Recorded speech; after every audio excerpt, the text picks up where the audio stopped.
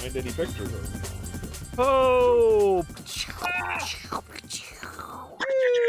Oh, is that? Oh, I should have brought some noisemakers. That's what I forgot.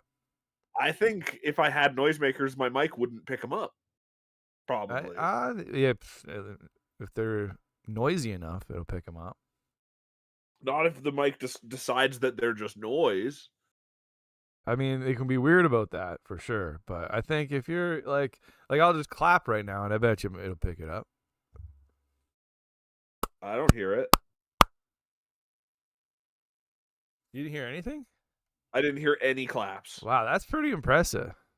Aaron, I'm gonna whistle. Tell me if you hear any whistling. No, I heard like the beginning. I heard you start to whistle, and then it like cut it off. I was like, that's not. Oh, Alex heard the claps. Yeah, I think Lucky Alex. OBS. Yeah. And the whistle. No, you didn't. You didn't hear the whistle. You heard like you heard what I heard at the whistle, right? Where it was like, right. And it cut off. Interesting. That's crazy. I'll try whistling for you. OBS will pick it up because I have my own filters in OBS that are just like that are simpler. It's not going to trigger. Yeah. Discord's like got these filters and they're basically just trying to. It's probably AI just trying to decide if anything's a voice at any time. Totally. And cut it out if it isn't. With Discord, I can have you at full volume and it cuts you out completely. Like you don't hear you echoing through Discord. That's impressive. Because sometimes it does, because it'll catch like game audio from you. Sometimes. When it's other people's voices, yeah. But since you're in the call with me, it doesn't do you. I think. Yeah, it's come a long way since the pandemic. Oh yeah, Skype was barely usable 5 that years. time. Yeah. They kind of had to at a certain point. There was just like suddenly a shift where all business had to use it. Yeah, exactly. Yeah. And not even business, all people kind of. Got good fast. Crazy.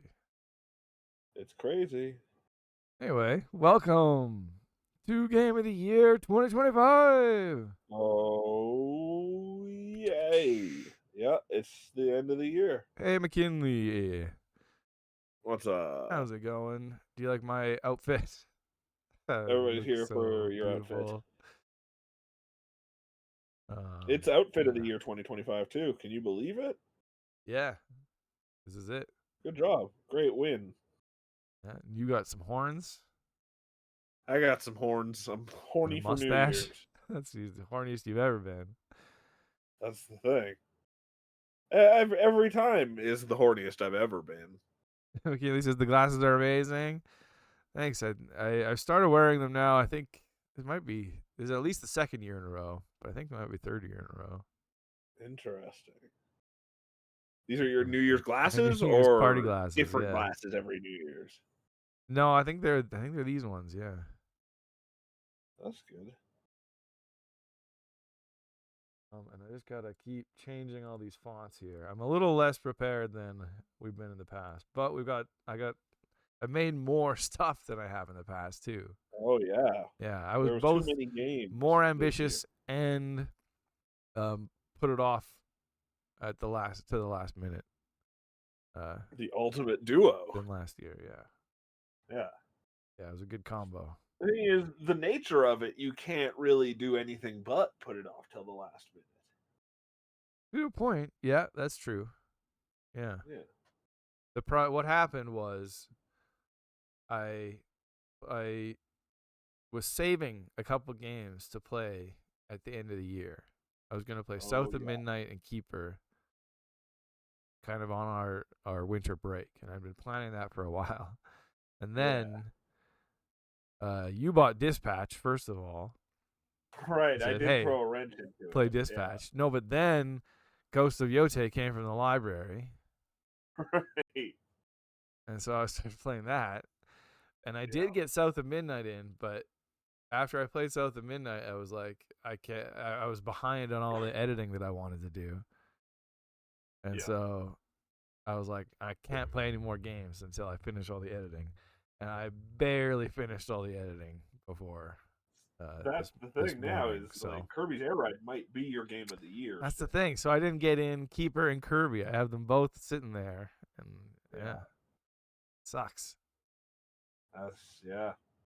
It's one thing if they were games that were true contenders at least. It's true. Yeah, So but I don't imagine they'd win, but yeah, you never know. I just hate that like now it's like the there's a certain amount of games that I played this year, and now they can't be Yeah, counted towards that. I was so close. yeah, it's true. It's it's why we honestly should wait until the first episode of the new year to do it in the future to really maximize the That's true. last of the year. I still have. That is true. I have today to play these games to count Exactly. You would them. have had an extra, and then you wouldn't have to do any editing until tomorrow. I can't talk about them on this show today, Right. but I can still get them in my full year Yeah. Yeah, for sure. Your playthrough. definitive list. That's true. I honestly think everywhere should have game of the year be at like December 31st at midnight. Because that's the only time you can be sure. It's true. Got to cram in as much as you can. The Yep. last minute. And you do need the deadline because I'm not cramming as much in January as I am in December for whatever reason. Oh no! Oh no! My green screen just fell down, Oh god! revealing not much. Mick asked, was the original Kirby's Air Ride before or after Mario Kart 1? Oh, it was way after. Kirby's Air Ride was on the GameCube, which was like Mario Kart 5, right? That's what I needed. I'm gonna Or turn off my maybe that webcam for a second. is that Mario Kart 4? I What? guess it's GameCube Mario Kart Double Dash. Is that Mario Kart 4? Oh. Super Mario Kart, Mario Kart 64, and then Mario Kart Super Circuit. And then that. And then DS. And then 3DS, and then 7, and then 8. I don't know. I don't remember. It's been a while. Oh.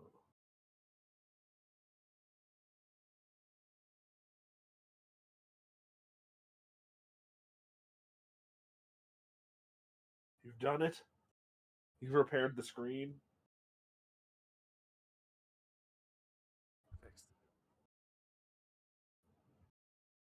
Thank I'm gonna God. leave these glasses off until I change the font on all these things because it's hard to Oh, yeah. I don't know how process. people who wear glasses do it. It's It's crazy. well, I mean, if you need glasses, Yeah, I guess. I would make it I make things easier. It'd make it easier to see in that case. But I really just hate wearing glasses. They're so oh, uncomfortable, I don't and mind. I don't mind the act of actually wearing the glasses. That doesn't bother they me fuck with actually. my peripherals. Yeah, I can kind of see that a little. Yeah, but And then I always feel like when you take off the glasses, it's like you're seeing the world in HD again. It's weird. Which is probably the opposite of how people who need to wear glasses feel. that's the problem. Yeah, I think that's Yeah. that's the I real don't know. test. Like that's of If I had to wear glasses, I would never get LASIK, so I would just deal with it. But you just don't want lasers in your eyes I just don't want maybe from like an actual doctor, but not in a mall or anything. in an alley. Yeah, yeah, those Fair back enough. alley doctors. Laser They might sell doctors. my corneas Yep, or my irises. Yeah, they are delicious. that's the thing. Oh, that's There we go. they need to have. There's always the doctor who's selling your organs on the black market, but there's never the like deli employee who's selling your organs on the black market for delicious sake. Not yet. You gotta assume all the most illegal things are the most delicious. We'll get there. Yeah. Yeah, yeah. I'm waiting. Mick asked, "How have you liked Ghost of Yotai so far?" Oh, I mean, yeah. that's probably a question that'll get answered as the show goes on. Yeah, but yeah. I don't know if there's anything we want to talk about before we get into games, but probably not. probably not. There's so many We games to talk about. Let's get into those. like 20 of them, right? Yeah, I got 2 different videos this year, so we can switch between them. There's lots of different music, so we got some good nice. flavors going on. We're gonna talk about Ghost of Yotai. Let's turn on the chill one. Oh, I forgot. the art style. Oh man, the Altar's art style is so cool. Yeah. It's such a sweet, like, sci-fi, like, weird, ghosty look they got going on. That's crazy. Just making sure the volumes are okay. I think you're all right.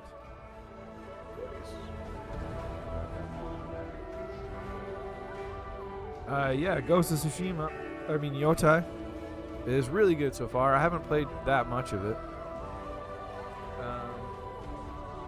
Are you the ghost yet? Are you a ghost yet? I can't, to be honest, I don't totally remember in the first one what, like, the story is, how he becomes a ghost. In the first one, there's one scene where you sneak up behind a general and behead him, and that's when you become the ghost. And, like, you do it in front of his army as, like, a big intimidation tactic, but it's, like, incredibly dishonorable. Right. And that's when you become the ghost, and, yeah, it starts the... That's pretty cool. I don't think she'll have that moment. Are you already pretty ruthless? Yeah, hers is a pretty straight up just revenge story. It's like, interesting. They killed my family. We're gonna kill them all. And it's like, it's pretty fun actually. You'll see in the video, like, there's a quick shot of her, like, crossing off a name, like a word off a list. Oh yeah. And that's just like every member of the gang that killed her family. It's really just a Kill Bill situation, basically. Like, interesting. You got a list of names. It's not killing Mongolians at all this time around. No, I don't think so. Interesting. That's cool. No, it's about the shogun. Like, it's about the island. Because like Yotai is an island in the north, and it's a bit in this time. It's like a bit lawless, I think. Right. And so it's just about this gang trying to like hold on to power in the That's cool. island. Yeah. That's a cool. Yeah. I would like to play it. Mick, oh yeah, I'm sure you would enjoy the series, Mick. You love open world stuff and you love slaughtering people. Yeah. Yeah. Combat's great. And those games have really cool tools and stuff for doing slaughter with. Yeah. Like, you got a lot of sweet ninja tools. And I'm sure you can get Tsushima for a moderately normal price these days. Totally. Yeah. There's a lot I don't remember about Tsushima, but it's so good. And this is playing this is bringing some of it back. Like the combat's really fun. Yeah, really it's super good. Simple. Yeah, it's so much fun. It's Sekiro, but for everybody. Yeah, like it's very manageable, and that's great. That's right. Yeah, but still heavily like it revolves around parrying. Totally, but it's like I dread parrying in a lot of games, and in this one, it's really not bad. It's just it's great because you're so good as a ninja. Yeah.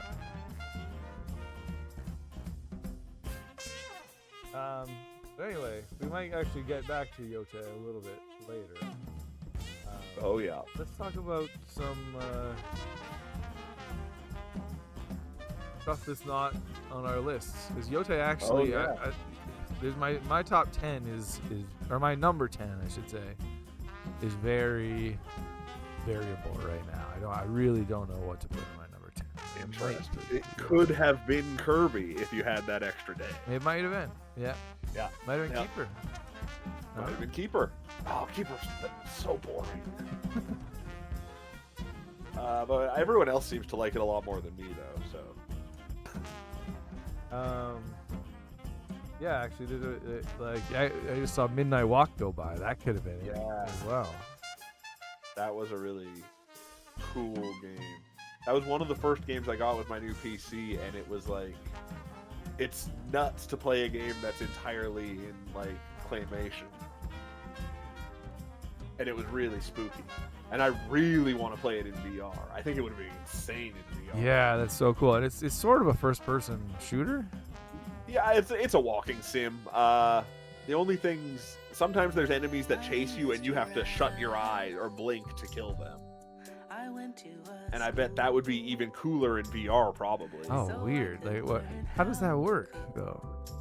There's a button for blinking in the game. Oh, I see. Like, you shut your eyes and like things change often. Yeah. And then there's an enemy that you have to just be. It's gonna be charging at you, and you just have to shut your eyes and assume it's not gonna hit you. It's cool stuff. It was spooky. I think it had a cool story, but I don't remember anything about the story.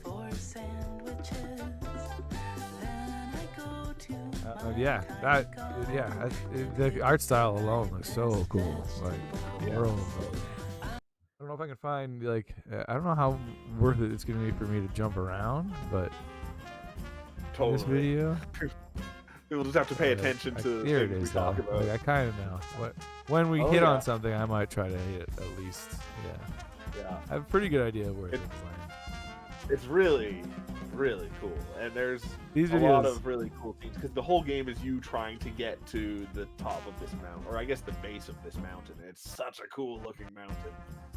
And you're always looking up at it. It's a very Tim Burton-y looking. Yeah, totally.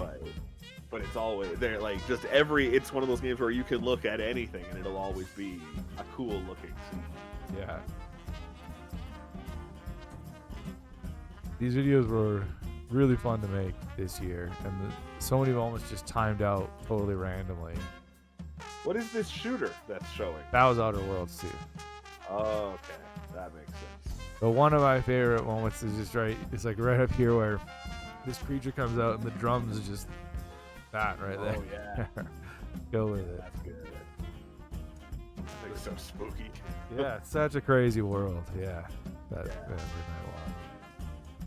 I think it is like Finnish folklore too. So it's all probably even scarier if you're a Finn.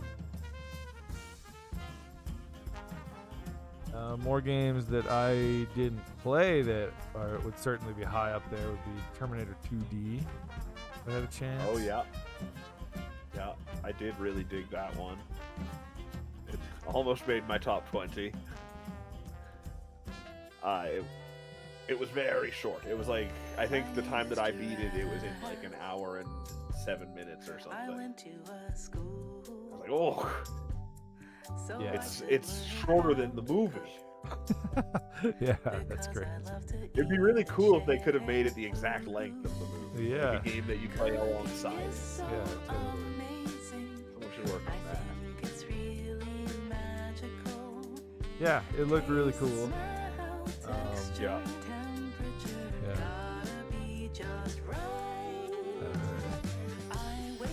I have it coming from the library, so I'm gonna play it for sure. Oh yeah.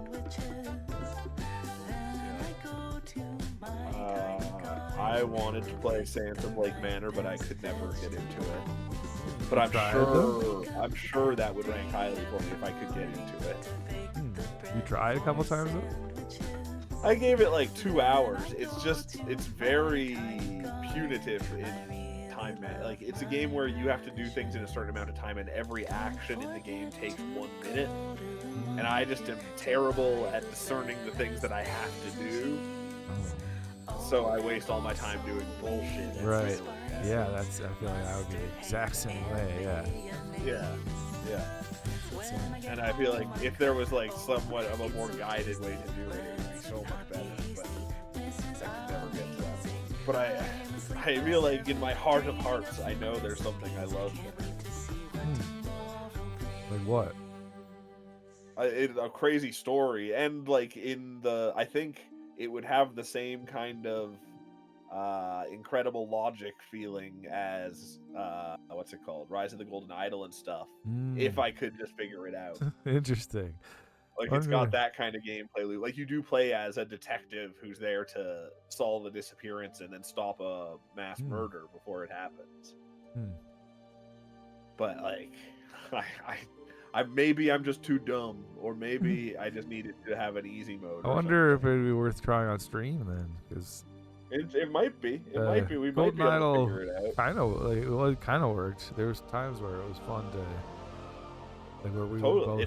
There were definitely times where it helped to have someone else who was just saying ideas. Exactly. Just literally talking out loud, like thinking out loud. Yeah. Totally. Yeah. It's crazy. Yeah, we could always try it. I think it would. It's probably really good. Crazy. There's Yotai. Wow. Oh. There we go. Looking all beautiful.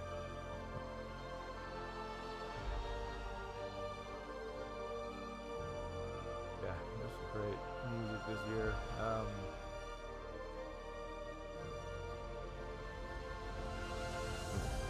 To a T just went by. That game is so crazy. Like, To a T is maybe the closest to a kids show we maybe will ever play.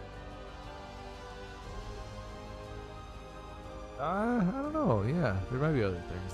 I would even like Watson was pretty close too, but yeah. Autumn was, yeah. That's an even younger kids show. Yeah, actually. Exactly. Yeah. The 2 T was just so relentlessly wholesome. Yeah. So weird. Yeah. Father ended up being an alien. Oh yeah. Yeah, there were so many things. That's the thing. Like I got so so many clips out of it. Like I'm gonna jump back to the giraffe song, one of my favorite songs of the year for sure. Right. Went to a school. When you race a train. Looks like you could beat that train. I saw a clip of somebody beating the train. Wow.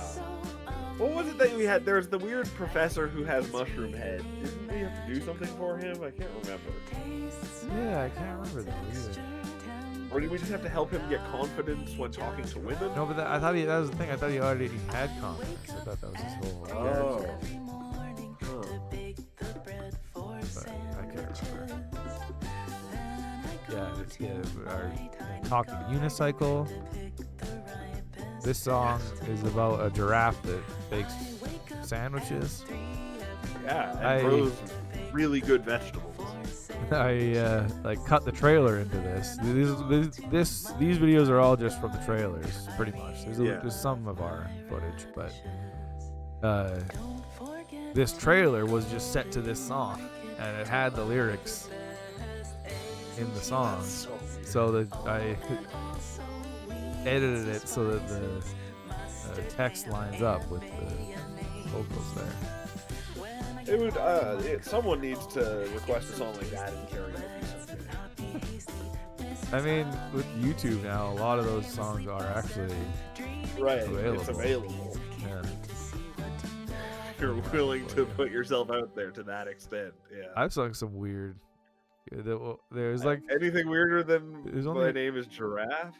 No, but I've people have sung video game songs though. Oh yeah, I believe it. Was it? Yeah. I can't remember what it. The Portal song. No. It was something that was really popular at the time. I think it was from Witcher or something. There was a Witcher song. You're right. I just don't remember what it. Yeah, I can't. Yeah. That's weird because I remember that was like that was a really popular song, sort of like Portal. But I feel like it died down way faster. Coin to your Witcher. That's it. That's the one. Yeah.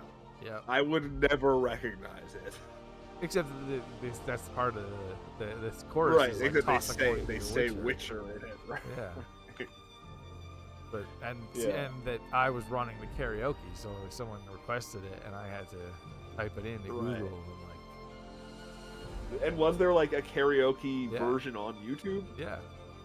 Wow. I think so. That's great.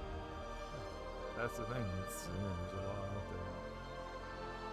But like even at least for My Name Is Giraffe, I feel like the trailer's almost good enough for a karaoke track.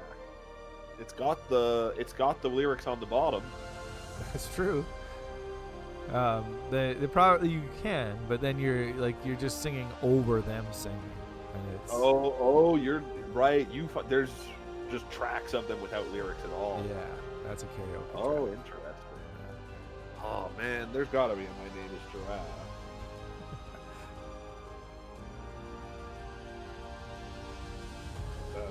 I don't even need the lyrics. I can sing. I know that song by heart, especially now that I've edited it into this. I listened to it a million times. Yeah. You know, and I never get sick of it. It's so good. It's so good. So she comes in. My name is Giraffe. It's just so calming. Oh yeah. It's so wholesome, like you said before. Like I love the final line is, I am in bed by 7, I think, dreaming of new recipes. Can't wait to see what tomorrow brings.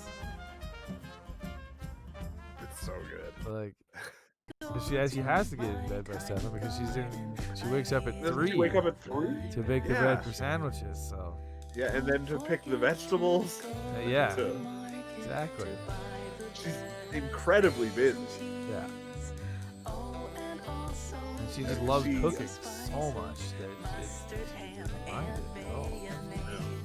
I wonder if all of the giraffes have a similar lifestyle to the sandwich giraffe. Yeah, like probably. The ice cream giraffe gets up at 3 in the morning to milk the cow. Yeah, probably. I feel like if it's necessary, like the clothes one. Oh wait, I can't remember if they were all food. Right. Different animals. The hat person was something else. They were different animals. Yeah, I think they were. Yeah. One of them was the guy from his crank game. I don't remember. Yeah. Oh, on the play date. Yeah, on the play date. Yeah. Okay, right. Yeah. That's the gaming device I want the most. Someday I'll get one. Yeah, it's crazy. They're cool. I'm gonna switch to the action. Ooh, yeah. There's way more action packed. Starts with our favorite song of the year, probably. It's such a cool song. I texted you when I was watching this. I think you could do that song backing any video game footage, and it would be cool. Maybe not to a T, but I bet even to a T, like racing a train. And like, I mean, yeah, with the right editing, a lot of it would. But like, I don't know, luminous her eyes. Maybe not. Actually, maybe not there's some cool backgrounds in that. Now that I think about it. Yeah, but they're not very like impactful in the moment. I think there's a few that will be harder though. They will be pretty hard. Yeah, I can't think of it off the top of my head, but yeah, it's true though. It's like 2 Point Museum would be difficult, but I think it would still be. Yeah, exactly. You could do it. But that trailer I used was all cinematics. Right. Yeah. It does. The gameplay. If it was all gameplay, it'd be harder to move at all. So I would like a Goodnight Universe set to Under King would probably be pretty good. It'd be okay. I said it. I put it under the Metroid Prime 4 music. It's way creepier. Oh yeah, that was very good at that. It's like this stuff. It was so fun picking the game, like matching the games to the music. Yeah. This just fits so well. When I played Doom again, it took me a minute to remember how to play it. Or how to play it cool. Right. Like where you can like fly all over the battlefield and reflect things. I noticed in your I started watching your footage. The first fights, I was like, oh, okay, I'm gonna skip ahead. I'm just shooting everything. But I just relearning. It's so there's so much going on, and when you just have it all available to you, it's crazy. I never in my second play there, I never got used to changing guns. Or I feel like that's just automatic when you play through it the first time. But yeah, Assassin's Creed was there. I didn't play that. That's another one I want to play still. Oh yeah. I'll get that's coming from the library. Yeah.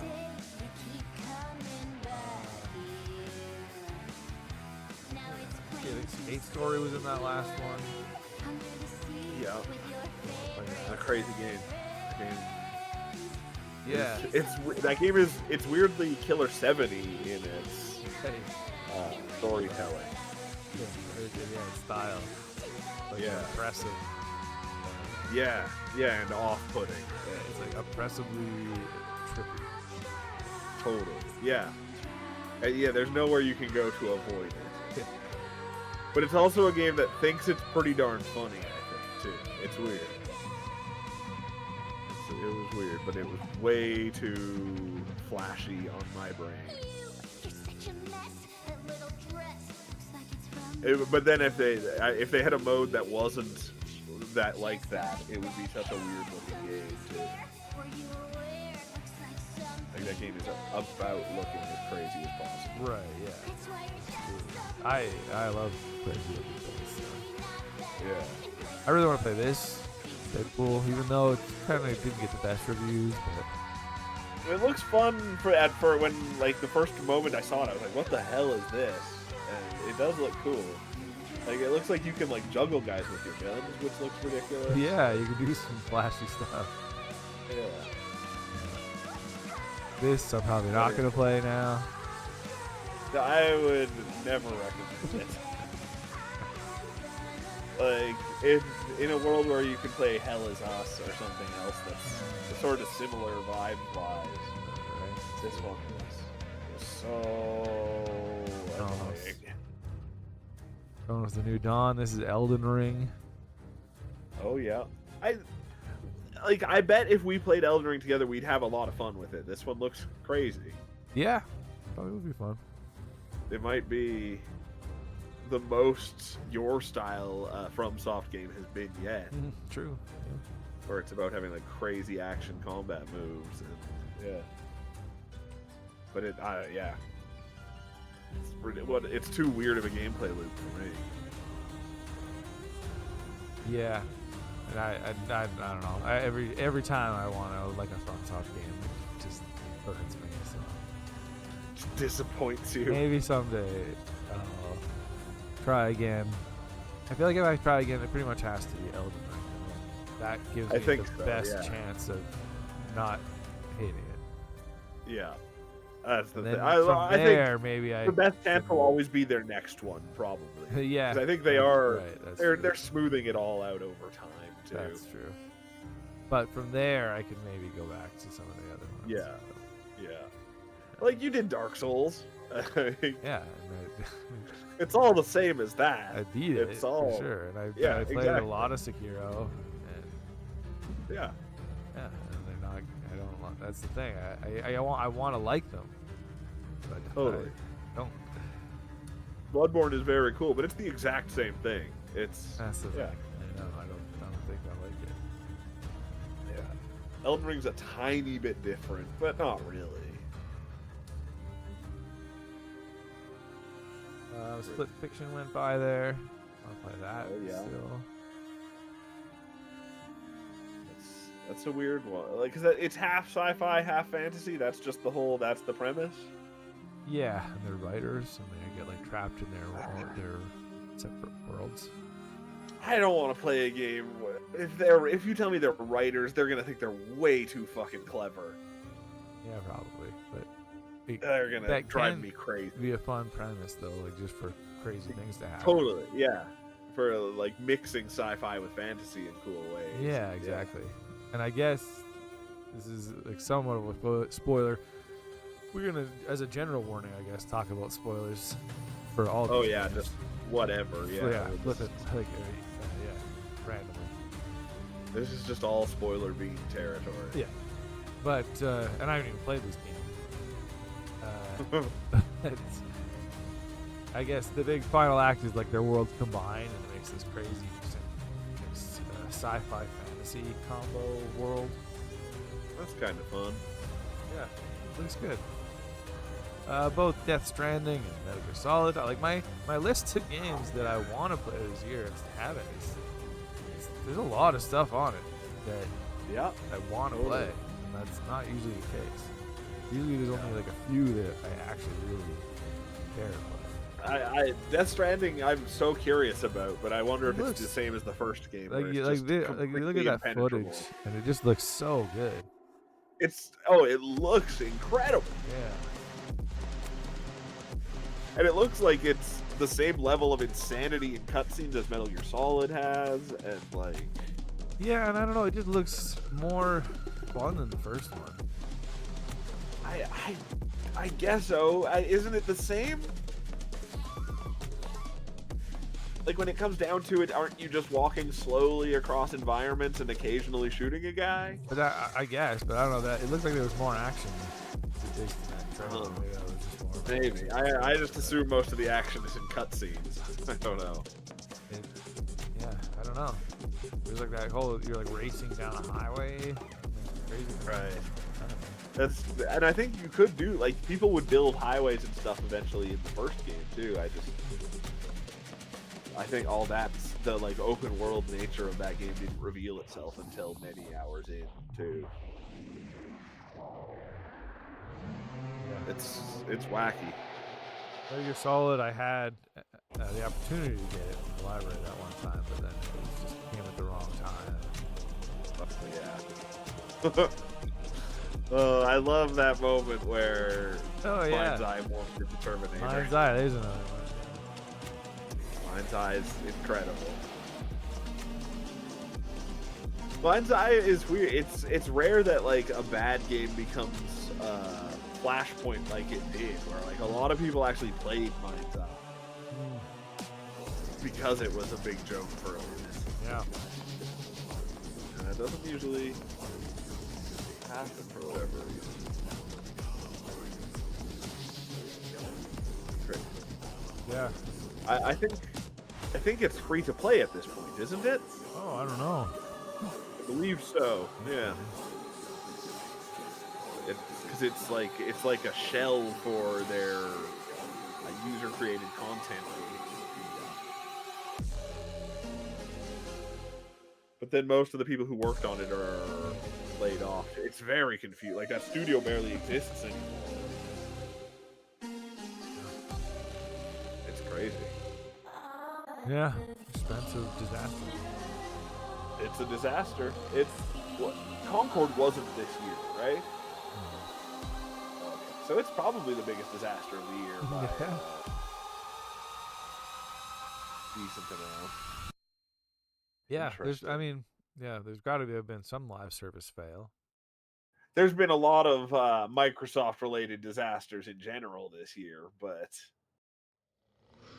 like they've just shut down a lot of companies and stuff. Yeah.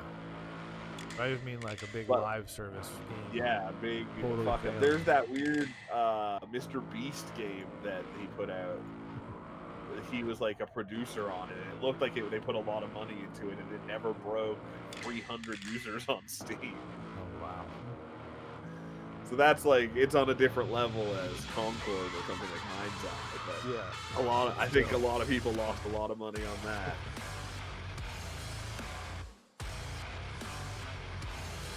And then to a T also did apparently incredibly badly to the point where Keita Takahashi's probably not going to make games anymore, which sucks. Wow. Yeah. That game barely came out. Like, there was no marketing for it, I feel like. No, but I mean, it is a hard sell.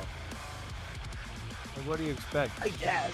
It's so... You could sell it on its weirdness to... I don't Not know, to many reaction more to people than saw it already. I guess, yeah. Like, no one's gonna play that game that didn't play Nobi Nobi Boy yeah, like, or Watum. yeah, like what game? Did it do that much worse than those games? I wonder. I think Nobi Nobi Boy was like a big hit actually, because it was very cheap and it kind of kept going. Like, I remember it was multiple years passed before they did all the things in Nobi Nobi Boy. True, but and I don't know, maybe Sony supported him better than Microsoft. 100,000 units of Nobi Nobi Boy. Whoever, I don't know if Microsoft. But I bet Katamari Damacy, if I look that one up, that's going to be like 5 million, right, or something crazy, or more. Well, yeah, that one, exactly. Yeah. You'd think that would be enough of a blank check game, though, that he'd be good forever. But I guess not. It'd be cool to just make weird games, no matter who and how Totally. many people play. Yeah, totally. To a T for sure, I'm sure connected with people. That's the thing, is I can't believe how few to a T connected with. Yeah. It was there was a lot to love in that game. Absolutely. But it was very like hard to explain. Like, Totally. you know, Oh yeah. How I don't know how you could advertise it, like except to just do more of it, show it. Yeah, more. yeah. I think there was a demo even. Yeah. Yeah. But like it's hard. There's no hook to it. No, it's so strange. It's like the depth of an episode of like Care Bears. Like it was very weird. But like not weird enough to be instantly marketable either. No, exactly. No, Like to it, or Watum rather, they could be like, look how fucking crazy this is. yeah, right. He's riding a toilet and he's got shit on his head. That's on fucking insane. Yeah, exactly. Yeah. This one is, it's just nice. Very weird but nice. Yeah.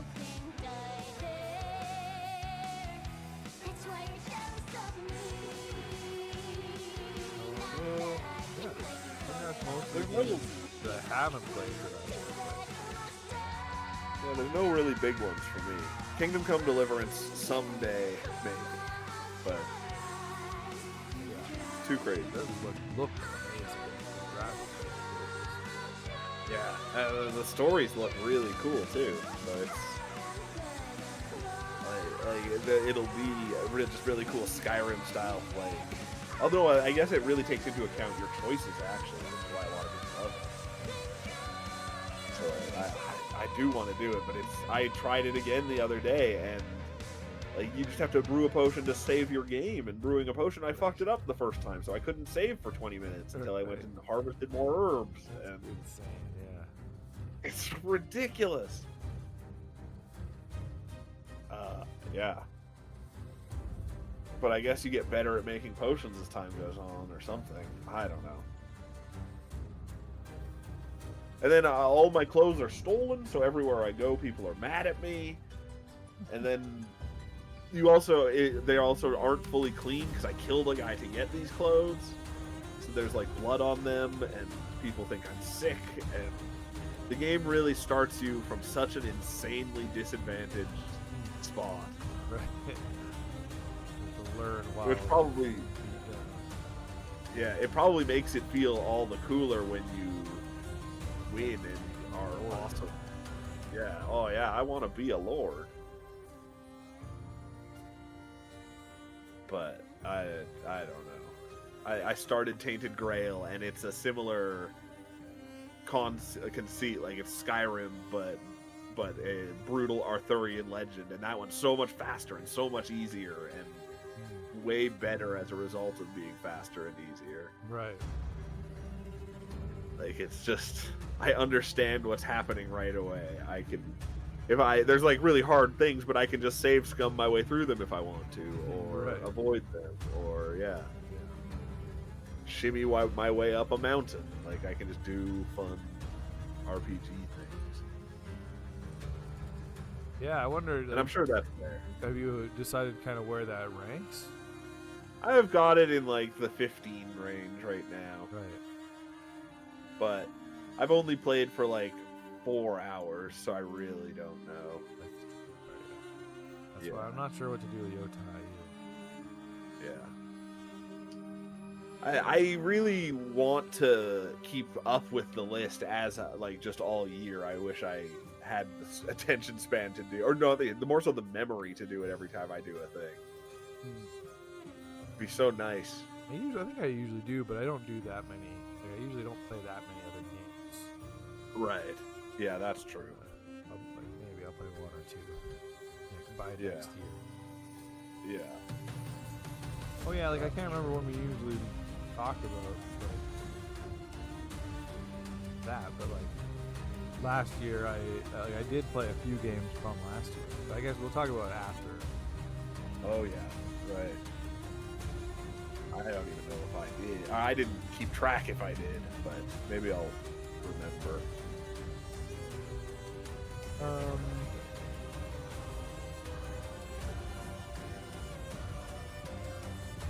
think Marvel Cosmic Invasion. Now these are games that I played that aren't in my top 10. Yeah. But most of them I still enjoyed. Not a lot that I didn't really enjoy. Oh. Like both Tony Hawk and Mario Kart World were kind of just fine. Yeah, I found Tony Hawk super disappointing. I don't know why. I wasn't. The levels are so much less exciting in 3 and 4 than they were in 1 and 2. Yeah. But I don't know. It was still. It felt great. 3 and 4 were just never as good a game. That's exactly. And I didn't have nostalgia for 3 and 4 at all. Yeah. So 1 and 2 really was the sweet spot. But they were still good for sure. Yeah.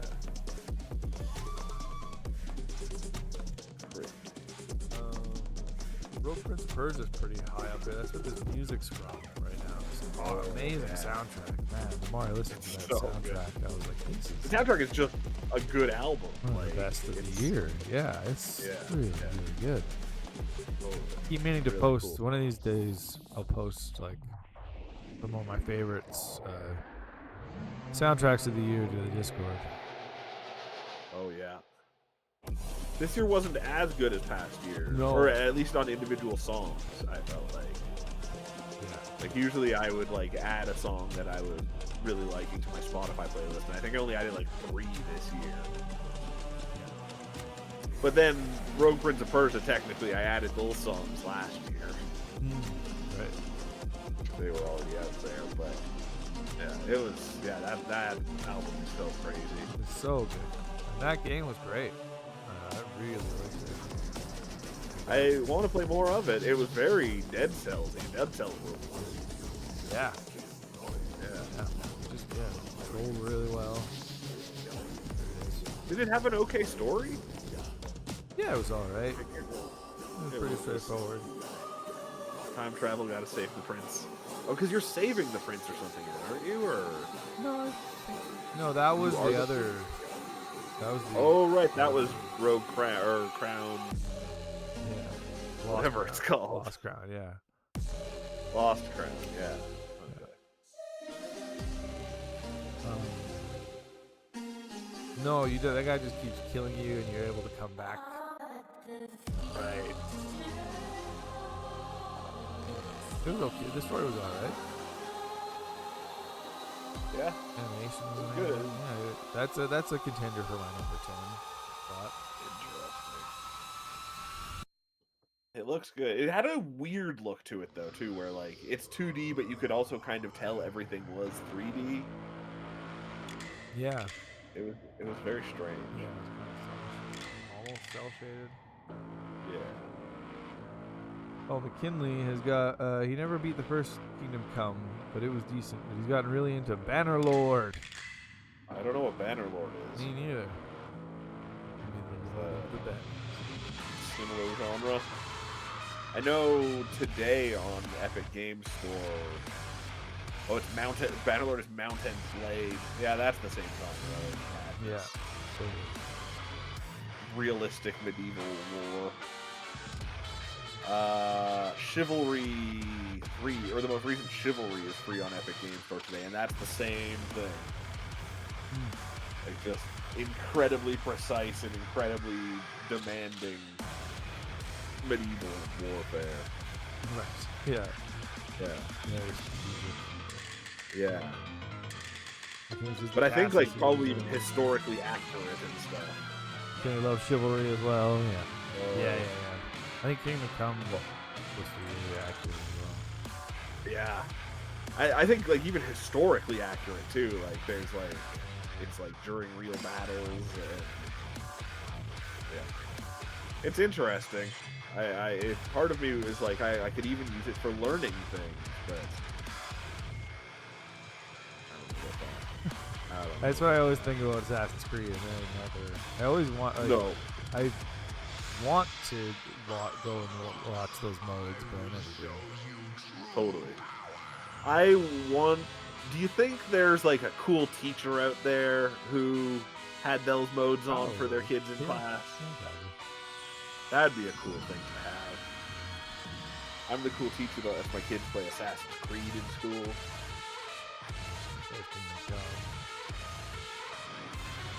Oh yeah. It's just the combat is so crazy in that game. I don't think I will ever win a fight if I play Kingdom Come. Right. All the like sword positioning and stuff. Completely sword and shield positioning, and the like really precise shield staggering, and I can't grasp it. I just can't. I wish there was just like dumb guy mode for combat in that game. Like if it could just play like Elder Scrolls, and it's just swing the sword and it hits. Yeah, totally. Yeah, like how flight sims will have like easy control mode. Totally. Easy control mode and the mode for absolute pervert. Yeah. They're both important. I'm gonna switch back to this chill. Oh yeah.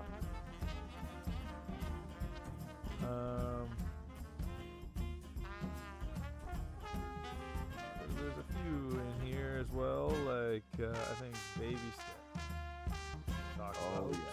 That's not. I think Baby Steps would be on our combined top 10 if we had to have. Yeah, them. for sure. Yeah.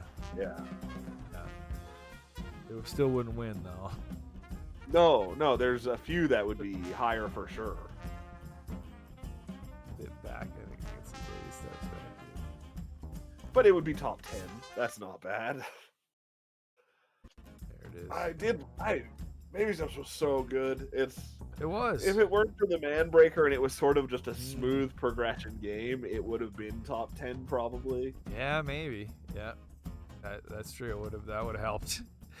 But hitting a like 12-hour wall, I don't think I've ever hit a 12-hour wall in a game and then cleared it. Oh yeah, that's true. That was insane. It's insane. Yeah, I loved it too, but it's a theme that is with a lot of these games that aren't in my top 10. It would be that if they came out last year, they would easily be in my top 10. Maybe a lot of them might even be in my top 5 last year. Yeah, like Baby Steps. I loved it. Like it was so good. But this year had so many other games I loved, and so many of them played really well and were just fun experiences. And Baby Steps was so painful for a lot of it. Yeah, it's an abusive game, and like so many times we're like, hey, let's go explore this area. It looks fun. Well, guess what? There's fucking nothing there, and it was a waste of your time. Yeah, Like, it was a nightmare getting there. routinely told you not to have fun playing it. It was very crazy. Yeah. I mean, I felt the same about Silk Song as well. Yes, but Silkong was fun to play. Yeah, that's true. In the moment to moment. Like Silksong controlled beautifully. Yeah, that's true. And I mean, Baby Steps it played as intended. It's like it was, Yeah. But it was, it's not the innate nature of it wasn't fun, nearly as fun as a lot of the other games on my list. Yeah, totally.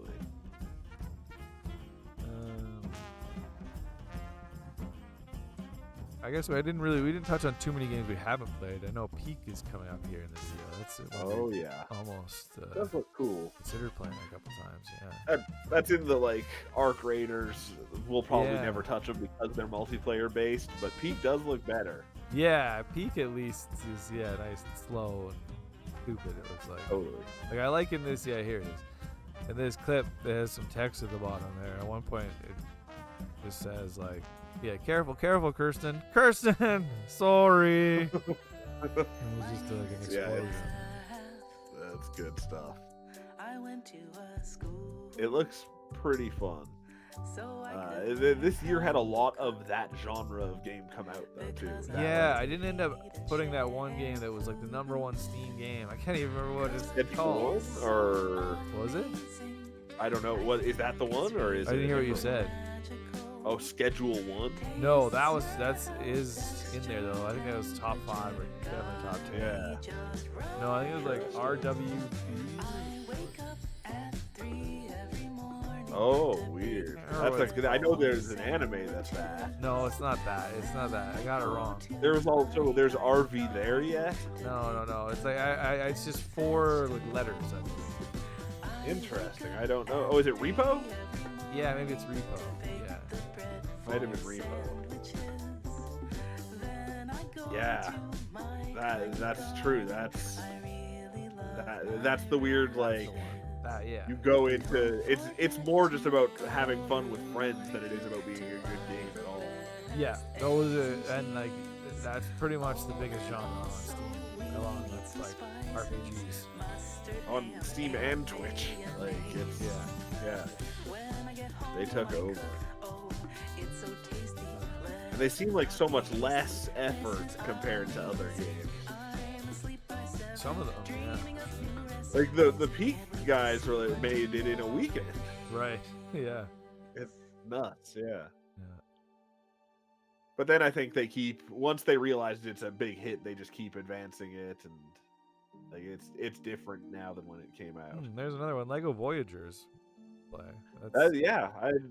That game, there was no hype about it coming out at all. Yeah. But it looks really cool. It looks like a lot of fun. Yeah, and it's pure co-op game. It's just a pure co-op puzzle game, right? Or puzzle platformer almost. Yeah. So. Yeah, that's cool. That's weird. I wonder if that one that was like in early access or something, because it doesn't feel like there was any. I don't remember it coming out.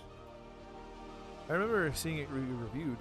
I remember getting it. Good reviews. What's it called? Lego Voyagers. Voyagers.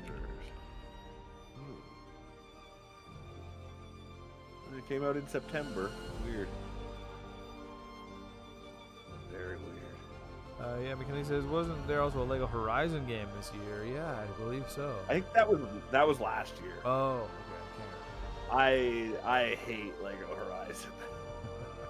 I think it killed the Lego franchise. Like, it was so boring, and there's nothing Lego about it, other than the monsters are made of Lego. You don't like build things. You don't deconstruct things. It was terrible. Yeah, I feel like they milked that franchise to death a long time ago.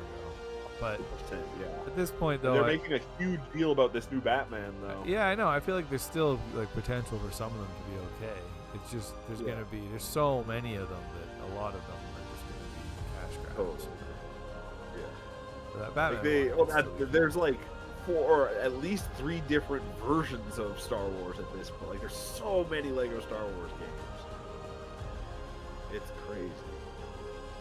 But I really liked them at one point. The Indiana Jones games were fun. Yeah, and that Voyagers game looks really cool. And that one looks cool. Unique. That's a whole different thing though than the Lego. Yeah, there's like no franchise. Yeah, it looks cool. I didn't have it on my wish list at all, which is interesting, so I added it. But let's see.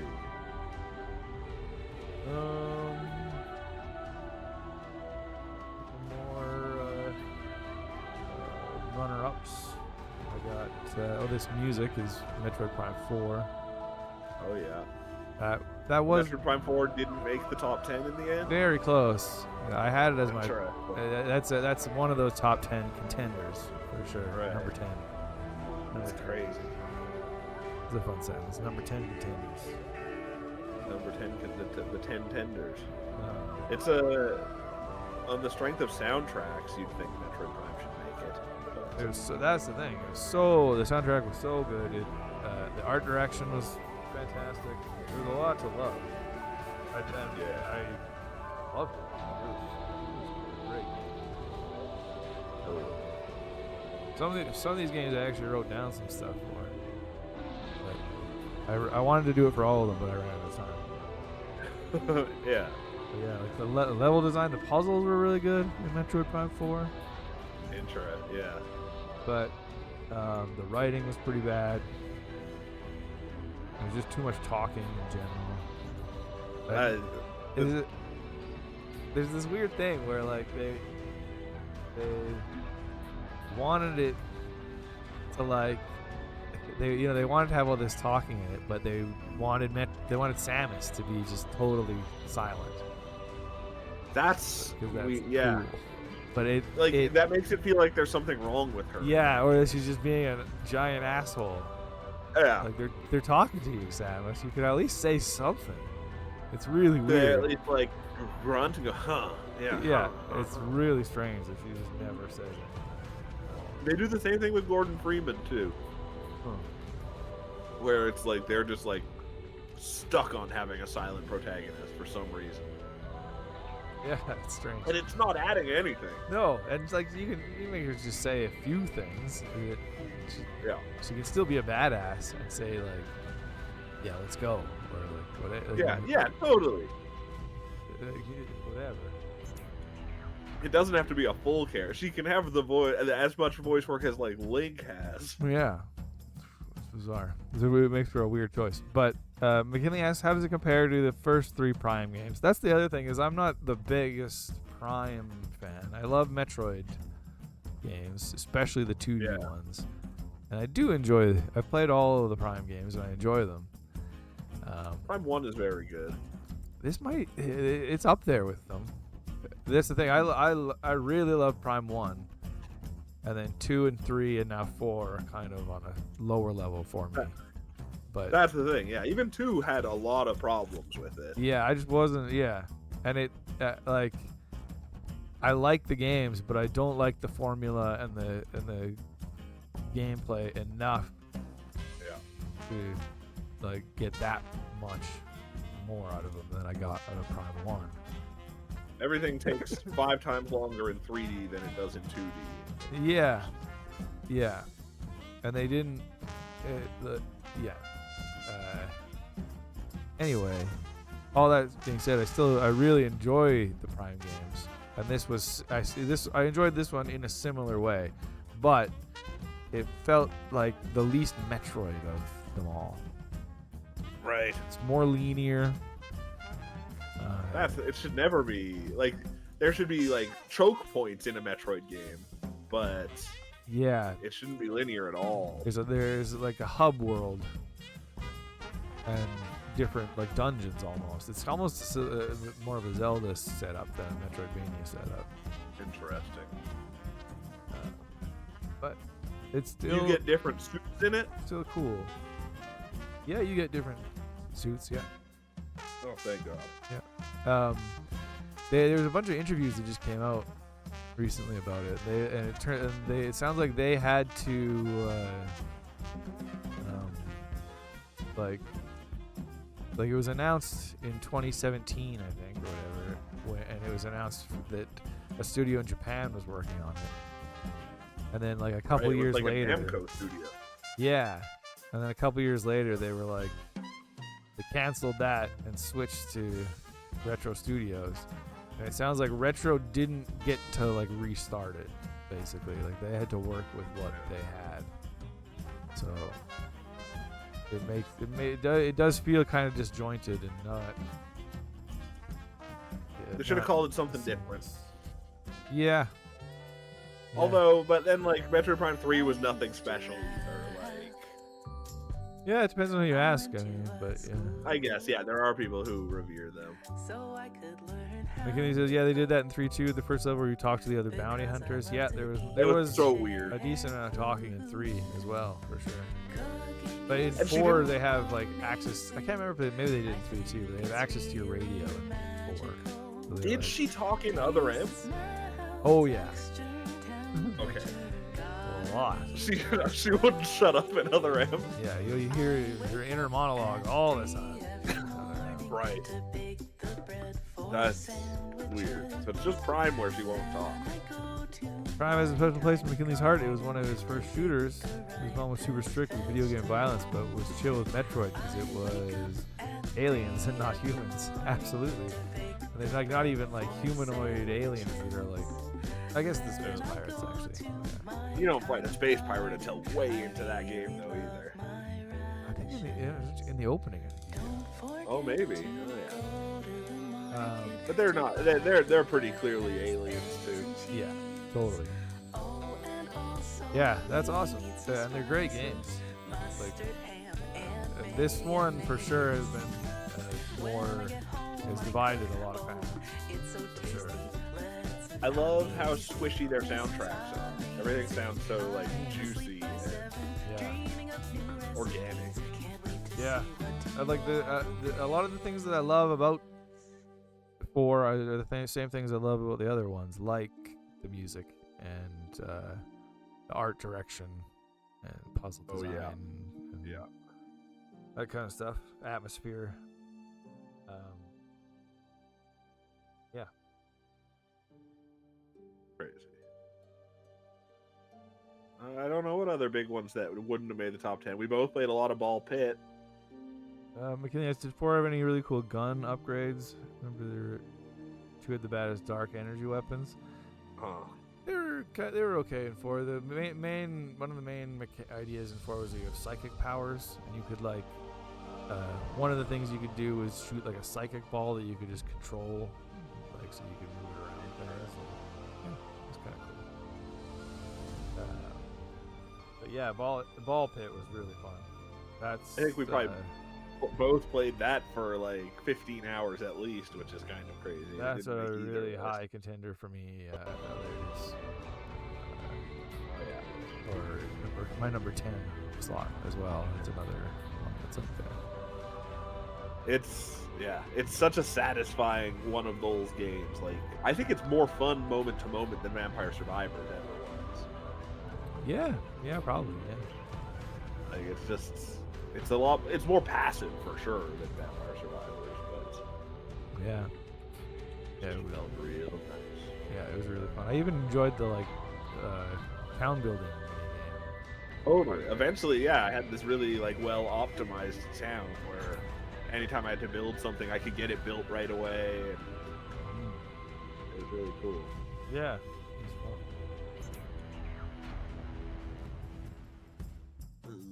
Yeah, that's the other thing is like there's a lot of games that aren't on my top 10 list that I put a ton of time into. Yeah. Which is very rare. I think like last year, I think there was only 10 games I beat. Right. Like, that's crazy. It was, there was other games I played, but this year's like 20, I think. That's nuts. One more random thing. At least one more random thing to talk about. Yeah.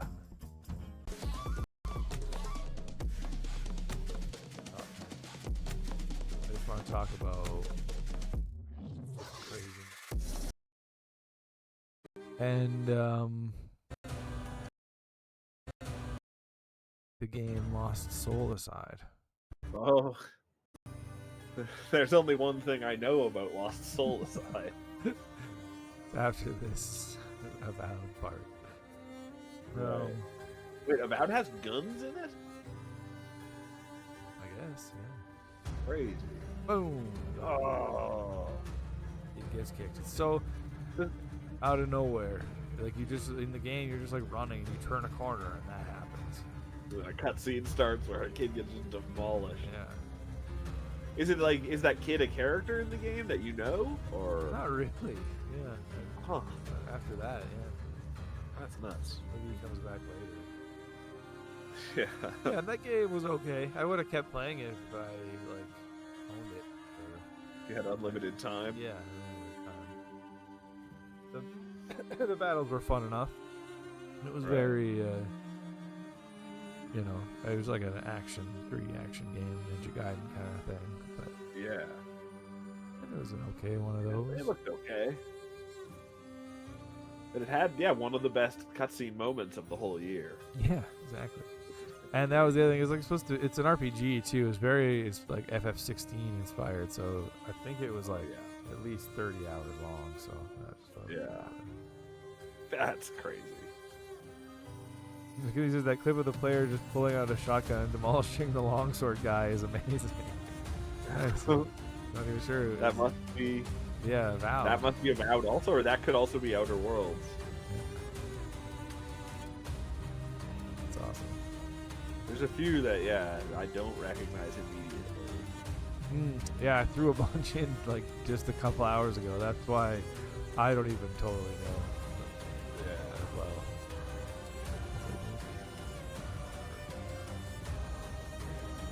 I guess 4 strikes in this as well. That was a fun game. I never did beat it. Oh yeah. Cool game. Cool indie game. It looks like the kind of game that would become like fuck you hard before the end of it though too. A little bit. Yeah. It's a roguelike, so it's really like you need to have a good build and get lucky. Oh yeah. Turn the tables in the end.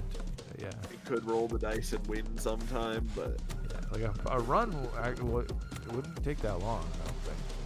Under an hour for sure. yeah. Crazy. I don't see anything else too exciting that's not making top 10. No, I kind of mixed a bunch of stuff there, yeah, where like I was kind of talking about my runners up, but then I was also talking about games I didn't play. Yeah. All over.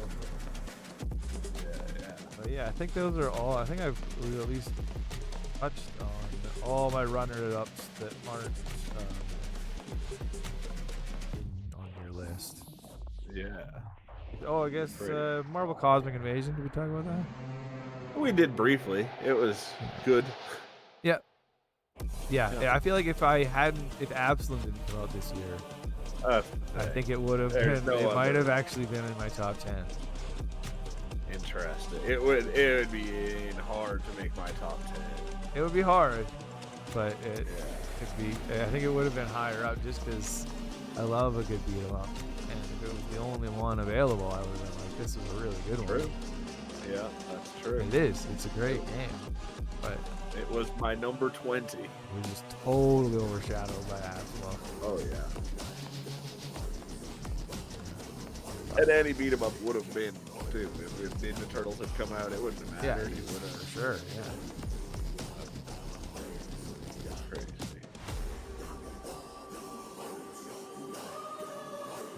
McKinley says, forgot a lot of these games came out this year. 2025 was a weird year. Felt extra long. Nice. That's the nature of getting old. Actually, no, getting old I feel like makes years go faster.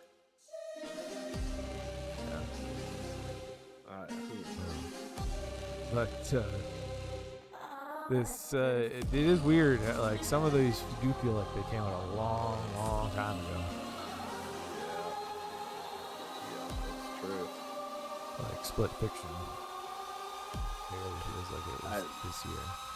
Totally. And it didn't win the Game of the Year award, so I'm satisfied. Wasn't even nominated.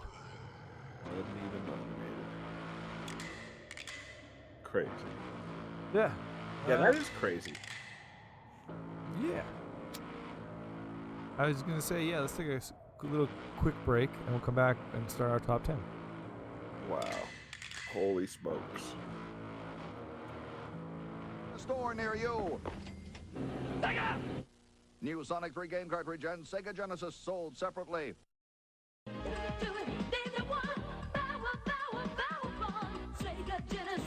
Genesis. Absolutely Sega Genesis.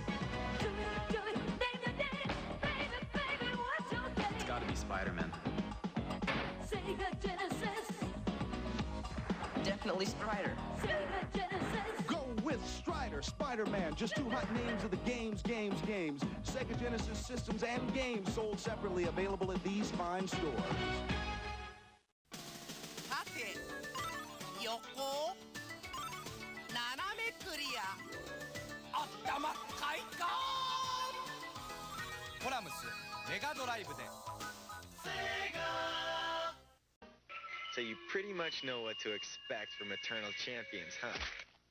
Well, maybe not. You see, it has these 9 huge warriors. And they've got more ways than ever to kick your butt. You may never look at other fighting games the same way.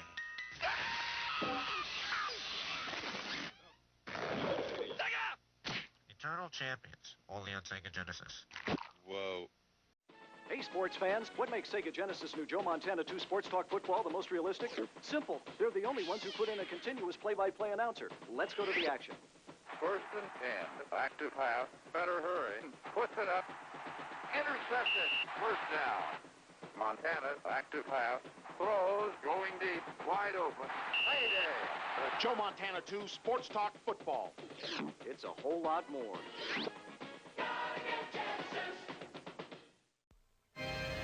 大魔界村メガドライブで登場傑作を超えた超ド級の迫力ホラーアクションゲーム大魔界村 Sega introduces Spider-Man with... Oh, we're back. Surprise. Surprise. I'm surprised. I think we could have discussed Super how. I guess we could have discussed what order we should. Oh, I don't have much of a preference.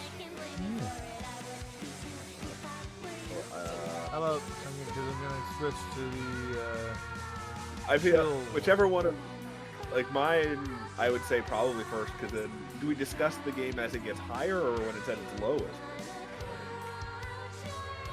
oh yeah, that's the other funny thing, is like we have more crossover this year than ever before. Right. And usually what we do is, if like we talk about the game when it's at its highest point on the list. So yeah. So I think yeah, your list goes like it's one game you can talk about and then like three you can't. I think. Yeah. That I rank higher. And my games are all like there's quite a few near the top of my list that are I can't remember. It's all over the place. Great. So it might not totally match up nicely. But, I guess in that case, I should go first then. Sure. Yeah. Alex says this music makes him think of Ashley's theme from WarioWare. Yeah, for sure.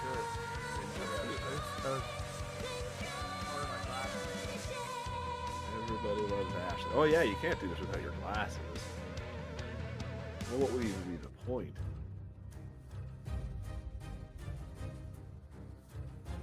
Those Elden Ring clips are pretty cool. Those are some pretty insane looking boss fights. For which? The Elden Ring boss fights look pretty crazy. Yeah. I mean, they're probably the most ridiculous ones they show in the trailer, but still. Pirate Yakuza? We didn't really talk about that yet. No, it was fine. It was, yeah. That one is like not even in my top 25. It was, Yeah. it was good. It was good enough. But their boat combat is not as fun as like Assassin's Creed boat combat or. Yeah. Cool. Yeah, well, that's the thing I I don't even know what my top 10 is. My number 10. As it stands, though, I'm just gonna go with my list as it stands right there, because I wanted to do like a game review in the end and really Oh yeah. check out my top 10, like try my top 10 again and make informed decisions, but I ran out of time. This is the uninformed list. Yeah, but I've been putting it together all year and thinking about it, so it's not like it's That's just thrown perfect. together. It's based on hours of thought. Exactly. This is the weirdest one though, because it is like I have played it the least. I've only played, I don't know, 4 or 5 hours of it maybe. That's crazy, yeah. And I still have it sitting right there. It's Ghost of Yotai. You'll probably play it for at least another 15 or 20. Oh, easily. Like, we've talked about it before. I think probably when when Tsushima came out, that those games are like drugs. Yeah. Oh, totally. In that you can just like they just kind of blank your mind, and you just go, "Oh, I'm gonna go to that. There's some smoke on the horizon there. What's that? I'm gonna go check that out." And then you do a little mission, and then you complete that, and you look at your map, and it's like done on your map. And then you look at the horizon, and there's another thing, and you just go to the next thing, and the next, and hours go by, and you just kind of drift along, and there's action parts. There's parts where you're fighting and stuff, and it's really it's intense. Yeah. But it's you're just there. Yeah, it's we I think we've used the same phrase talking about Metroidvanias. When you did Metroidvania, you could feel like drugs as well. It's just like there's a comfort to them as well. You know what you're getting. Yeah. There's a formula. There's a very clear formula. At a certain point, you're just checking things off on lists by walking around that world. Exactly. Just, And that there's something so simple and satisfying about it. Yeah. And yeah, it just feels so good to do. Yeah, exactly. And mindless. You don't, there's no strategy. It's just. I always felt with the first game, I'm sure it's probably the case with this game too. There's like barely any UI in the game. Like in combat, when you're hurt, like you get meters and stuff up. Yeah. But, like when you're just riding around, it's just you and your horse, and there's no like map. There's no. Yeah, it's so gorgeous. That's the thing. Crazy. The Tsushima was, of course, on the PS4, and this is on the PS5, and it's so beautiful. Are you playing it in Kurosawa mode? No. I think there's multiple other director modes in this one. I think so, too, yeah. I forgot to even check Yeah. yet. Yeah, I'm sure I'll get there. Yeah. Yeah. It's just so easy to get lost in. You just turn it on and you just veg out. Yeah, combat seems as good as ever. The story isn't amazing, but it's nice. It's simple and I like a good revenge story. It's easy to get invested in. Fuckers killed my family. Kill them all. There's a Takeshi Miike mode in it that's closer camera with more blood and mud and a grittier feel. Right. It sounds great. That's amazing. That's really cool.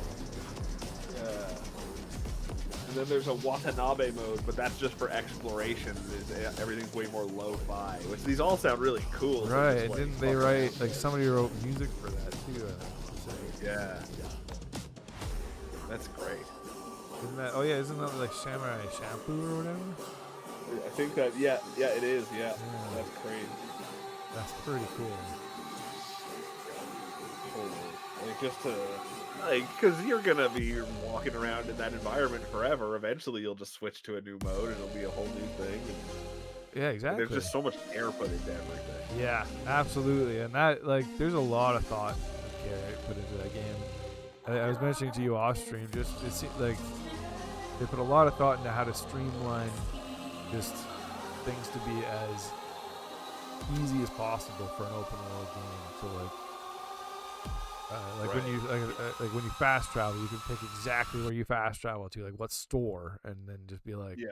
I'm going there and buying my things.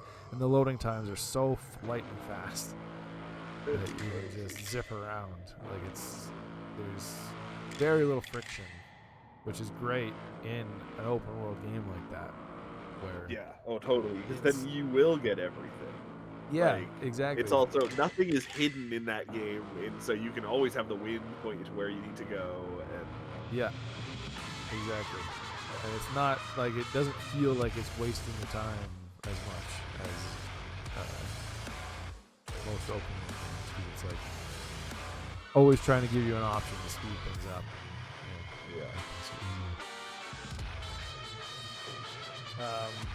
Also, I think I mentioned to you that there's like these flashbacks at any point in the game. You can just like, or not any, there's areas where as you're walking around, you can just press a button and it like warps you back in time to that exact spot.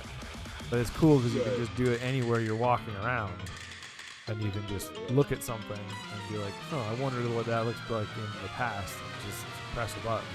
The whole world just goes in the past. Oh, okay, interesting. And walk around in the past, look at something else, and go, oh, I wonder what it looks like in the future. And just get back to the future. Yeah, it's cool. Yeah, I can't see my opinion changing strongly. If anything, I think it will only get better. That's the thing. What if the story becomes really, really cool? Yeah, actually, I forgot to go to this chill one here because Yotai is in this chill one. Is in it. Anyway, sorry, what did you say? The historic story If becomes... the story becomes like incredibly cool, like it could get way higher. Like that's true too. Exactly. Yeah. Ghost of Tsushima had a pretty great story. It was. Yeah. And some of the weapons look cool in this game that you can get. Yeah. Yeah. There it is. Like it's so gorgeous. Like holy shit. Look at those horses go. Yeah. I love you got you get like to pick your horse pretty early on, and there's like certain, I think this was in Tsushima too. You get to name it. Yeah. And then they like he's like saying she's saying the name of the horse through the game. I forgot. So good. They make you name it in Tsushima, and then they kill your horse in Tsushima. Right. Yeah. Oh, that's right. That's so much more devastating when you have to have an emotional attachment to your horse. Yeah.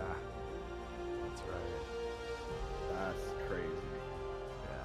Yeah. Yeah, that's true. Those games were great. Those games were some of the smoothest open world games out there. I was pretty impressed by these 4 hours I played. And it almost does feel a little wrong, you know, because there are all these other games kind of vying for my number 10 spot that I loved and that I beat. I put a lot more time into. Right. But yeah, that's true. That is hilarious, and it sneaks in, and then recency bias is a thing sometimes too. Yeah, but that's true too. But I think I don't know. None of those other games really stand out, and Yotai does. So just gotta follow your heart. I think by the end, Yotai will be a 9, whereas every other game on my runner-up list is an 8.5. Interesting. Yeah. I feel like I'm fairly confident in saying every game from here on at least a 9 for me. Interesting. I wonder. I don't know what I'd think if any of my games are. Well, don't think too hard. Don't think too hard. I might hurt myself. Yeah, but I haven't played enough of it yet. But I bet you it will be. I think it deserves this one. Anyway, I think I just saw your number. This video restarted. Yeah, so I'm gonna go back. Yeah, to the my beginning number here. 10. This one. It is beautiful. It's the all filters. Filters. It's a crazy game. It's like the moon of video games. Interesting. Where you've How much? got a Oh yeah. guy who Is that? inhabiting a base that's filled with clones of himself. Yeah. Which is crazy. And they dance. And the way you get the clones is by you go into like this machine that reads your memory, and you go back to important decisions in your life, and you do the other branch at those decisions, and it creates a clone at that branch. So like, oh my god! If that guy was going to go to med school, then and you choose not to, you get the doctor one, or if you choose not to, you get the engineer one. That's a cool premise, And, but that's and then if you get the doctor, it comes out and he's like, "Hey, what the fuck? You cloned me. What does my life mean?" Because he's really intelligent about those kinds of things, and you have to like play the social game with all these guys who are just hate you for cloning them and can't understand what's going on. It sounds kind of like an existential nightmare, though. 100%, yeah. Oh, it's crazy, and then stressful. like you really prioritize getting one that's like a psychologist pretty on your team pretty early on to quell the storm for a lot of people. Yeah, it's a crazy thing, and it's really crazy to like you just like read because all the going back to decisions in his life, it's all done through like text adventure almost. And so you just read through this guy's life happening in real time, and you get so familiar with all these people and how his decisions affect them in different ways. It's just crazy. And it's all just this guy called Jan. Oh, Jan. He's Jan. It's weird. When I played that game, I used a lot of mods to make it easier because it was really brutal on the survival thing. And they've since added a difficulty mode that makes all the mods I used part of the game, which is crazy. Oh, what do you mean? Like they added a story mode that's more about because all the stuff I talked about is what I love in the game. There's also the other half of the game, or it's actually like the other 2/3 of the game, is you're piloting a giant wheel-shaped moon craft that's rolling around a planet and trying to escape the sun rising on it because it'll cook it if the sun hits it. Oh. And you have to stop in all these places and gather resources and build like really complicated networks of resource gathering machines, and it's like it's a weird, almost an RTS in those parts. Huh, interesting. And then like you have to, every time you get to like a new level, your giant wheel encounters an obstacle it can't clear, and you have to like build a big thing to help clear the obstacle to move on. And it's like you have 17 days before the sun rises on you, and it's cool. I just couldn't handle the time limit, so I basically modded that out when I played it, and it was way more enjoyable. But you still played that side of it. You just modded the. You still have to see everything. You just didn't have to worry about getting swept up in the tide of the sun.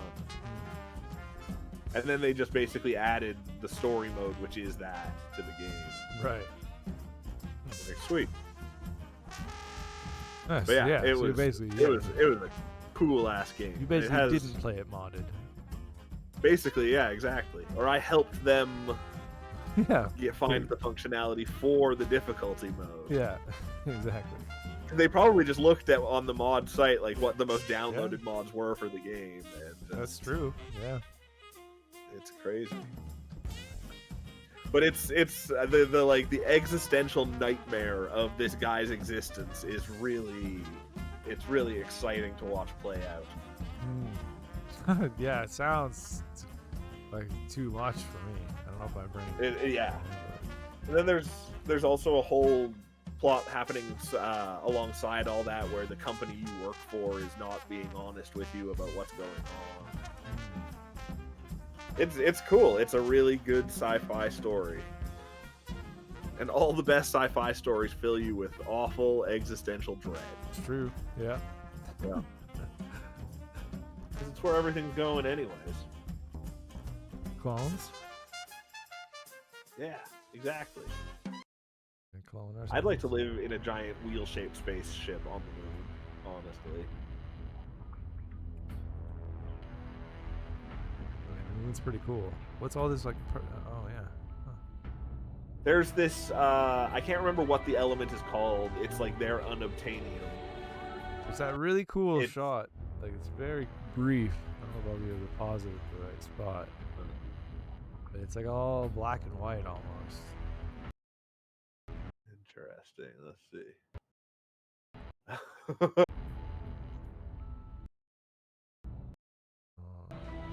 Not sure exactly where it was.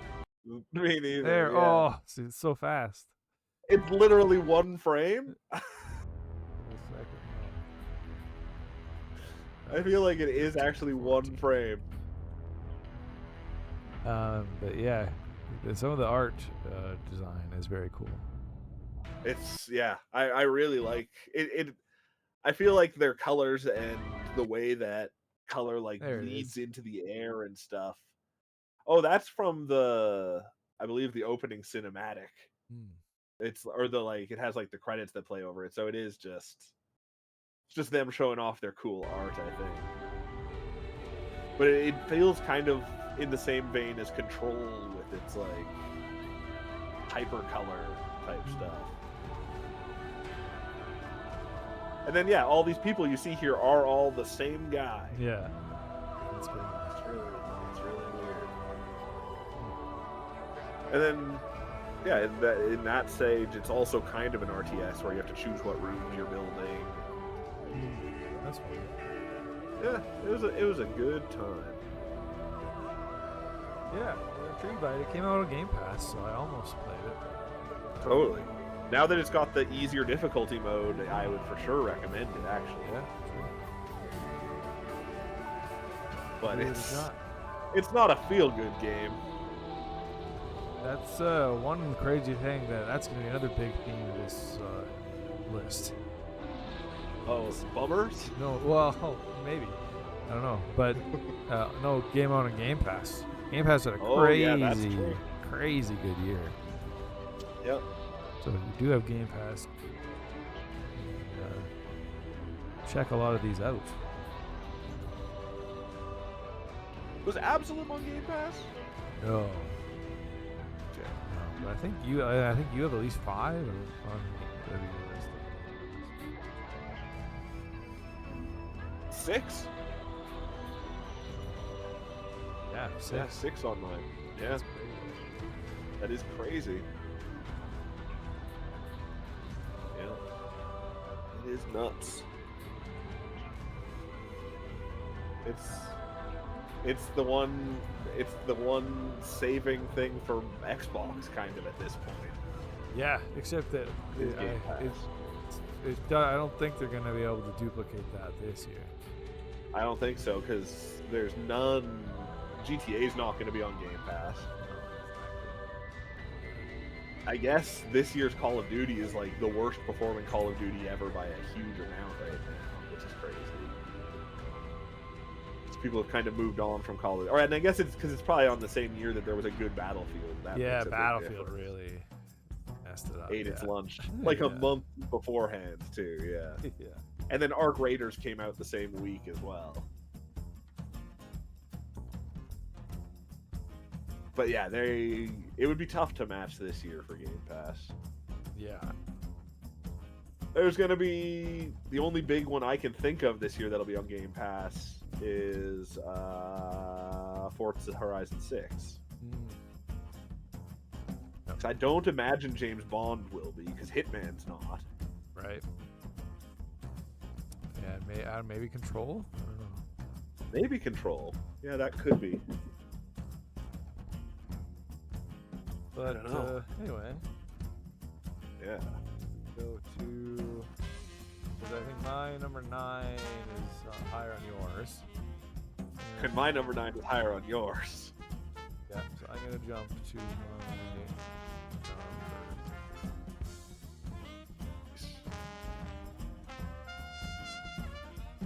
which is I think coming up right away here in the video.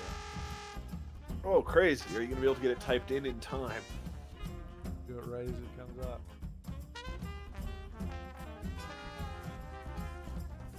Yeah. Beautiful. Bonanza. What a great word. It's a great word. I think it's probably the most likely one from your list that would rank high on mine that I didn't play. Yeah. It looks. It's a. I'll never be able to relegate it though, where like it looks almost as good as a 3D Mario game, but it's not a 3D Mario game. No, it's the weird thing where it's like sort of made by the Odyssey, like there's a spin-off of the Odyssey team. It sounded like. Yeah. And it's got a lot of Odyssey DNA for sure. That is it. I kind of had almost a similar experience. Like I don't know. I just wanted it to be more of a Mario game. I wanted to be Mario. This could be incredible. Instead, it's just really good. Yeah, and it's very unique. Like even to Donkey Kong games, there's nothing really like it where you're like you can punch through the ground and through mountains and stuff. Right. I think it's closer to like Red Faction than. Yeah, I think I described it on stream as more of like a mole game. Like you're like you're digging. It's a digging game more than anything, really. Yeah. Which is really fun. It's totally. And it's became really fun to just like make tunnels and it's not really a platformer. No, I mean it is, but not as fun as like a Mario type of platform. Not as heavy on platforming as a Mario. Yeah, there's a lot of the digging mechanics were really focused on it. Which was really cool, really fun, but yeah, didn't end up like if you had asked me earlier, I can't remember when this game was announced. I feel like we didn't know about this game by this time last year. But yeah, probably not. If you had asked me where it would rank, I think I would have said probably higher. But there were so many other good games this year. It comes down to. Yeah, it wasn't announced until April 2nd of this year. So yeah. It was just like announced and then out in like 2 months. Yeah, it's crazy. Doesn't feel like a new console came out this year to me. Well, I didn't get it, so. Yeah. But like, it was a pretty lame launch. They needed some Donkey Kong Bonanza and another game as good as Donkey Kong Bonanza. Yeah, like Mario Kart World would have been cooler if that had like a cool single player mode or something. Yeah, totally. Get me involved in that a little more. But it's not it. I don't know what they really could have done for me except for a 3D Mario game. That's what I wanted out of the launch, basically. 100%. Yeah, that's the only way I would have really mulled over buying a Switch 2. Yeah. Like, I guess there could be like a Pikmin game or something, or gotta be coming this year. I mean, Pikmin 4 came out just 2020. Yeah, I guess not that long ago. That's true. I mean, it is interesting. Like, you know, there's a few 2D Metroid for me I love, and a new another one of those 3D Kirby games would be amazing. There are still franchises I love. That one was crazy. Zelda, of course. Yeah. And I'm very curious what's the case is with Smash Bros. There's got to be something in the pipe. Yeah, exactly. Yeah. It's make too much money. It's too much of a success. That's the thing. Like, but the downgrade kind of from Mario Kart 8 to Mario Kart World, like that could conceivably be the same level from Smash Bros. Ultimate to whatever. It's true. Because it's like a new baseline, kind of. Yeah. exactly. I mean that, like, I think the only thing that could maybe help that is if they think that that's part of it. The reason why it sold so well is why that they had so many characters. How big it is. Totally. But yeah, otherwise the only way to go is down. Like is to shrink it. Yeah. The size of it. I'd be really excited either way. Like if they made it really weird and really different, that would be really exciting. Yeah, it's like they gotta do something. Yeah. But they're going to. There's no way they're gonna just let it sit forever. It's been a long time too. It would cost because they can't. All the licenses they had to get for the DLC characters won't apply to whatever comes next. Like all that stuff's a lot of work in the future going forward too. So it'll be something weird. But other than those bunch of franchises, which there'll be a few I'll get like at least one of those in each of those, like with the system's life basically. I don't know. There's not that much else that I'm really seeing, but if they keep surprising me with games like Donkey Kong Bonanza, totally. Then Nintendo's never had not enough yet. No, it's true. It's always been justified by the end. It's true. Yeah.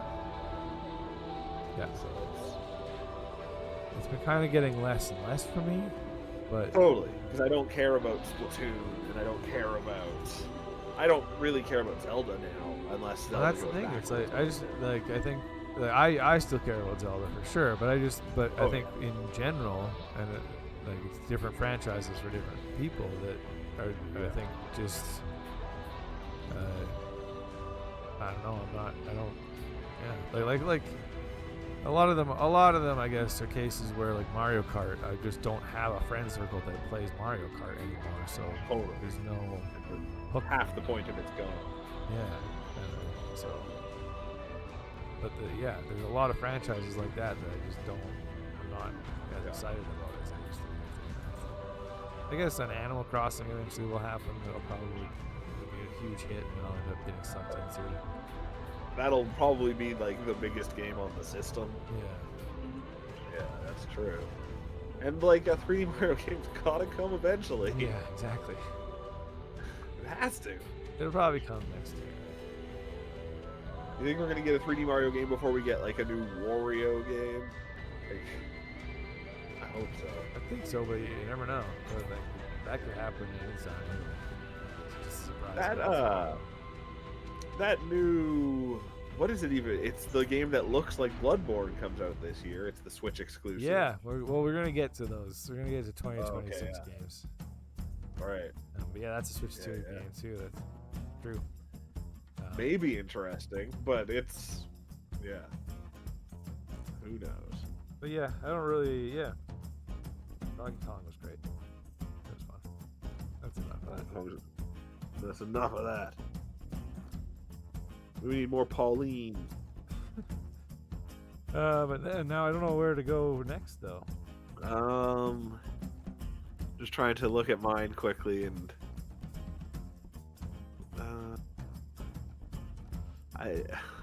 is it your number 7? I think is different. Is because your number 7's not on mine at all, right?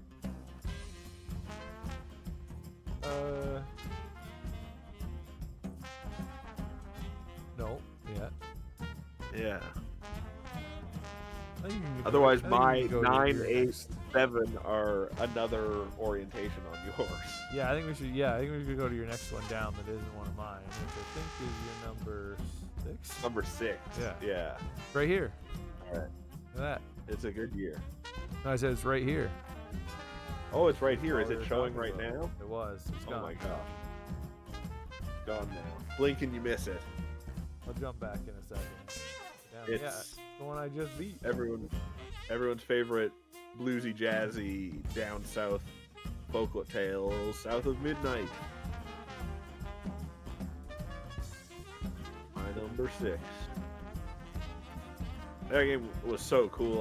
When I was going through footage of it afterwards too, I remember like all those parts where you're running away from the dark presence. I can't remember what his name was. By the end, you have such cool mobility too, where you can like launch yourself through the air and grab your ghost shawl, and Yeah. it was sweet. Yeah, those chase sequences were pretty fun.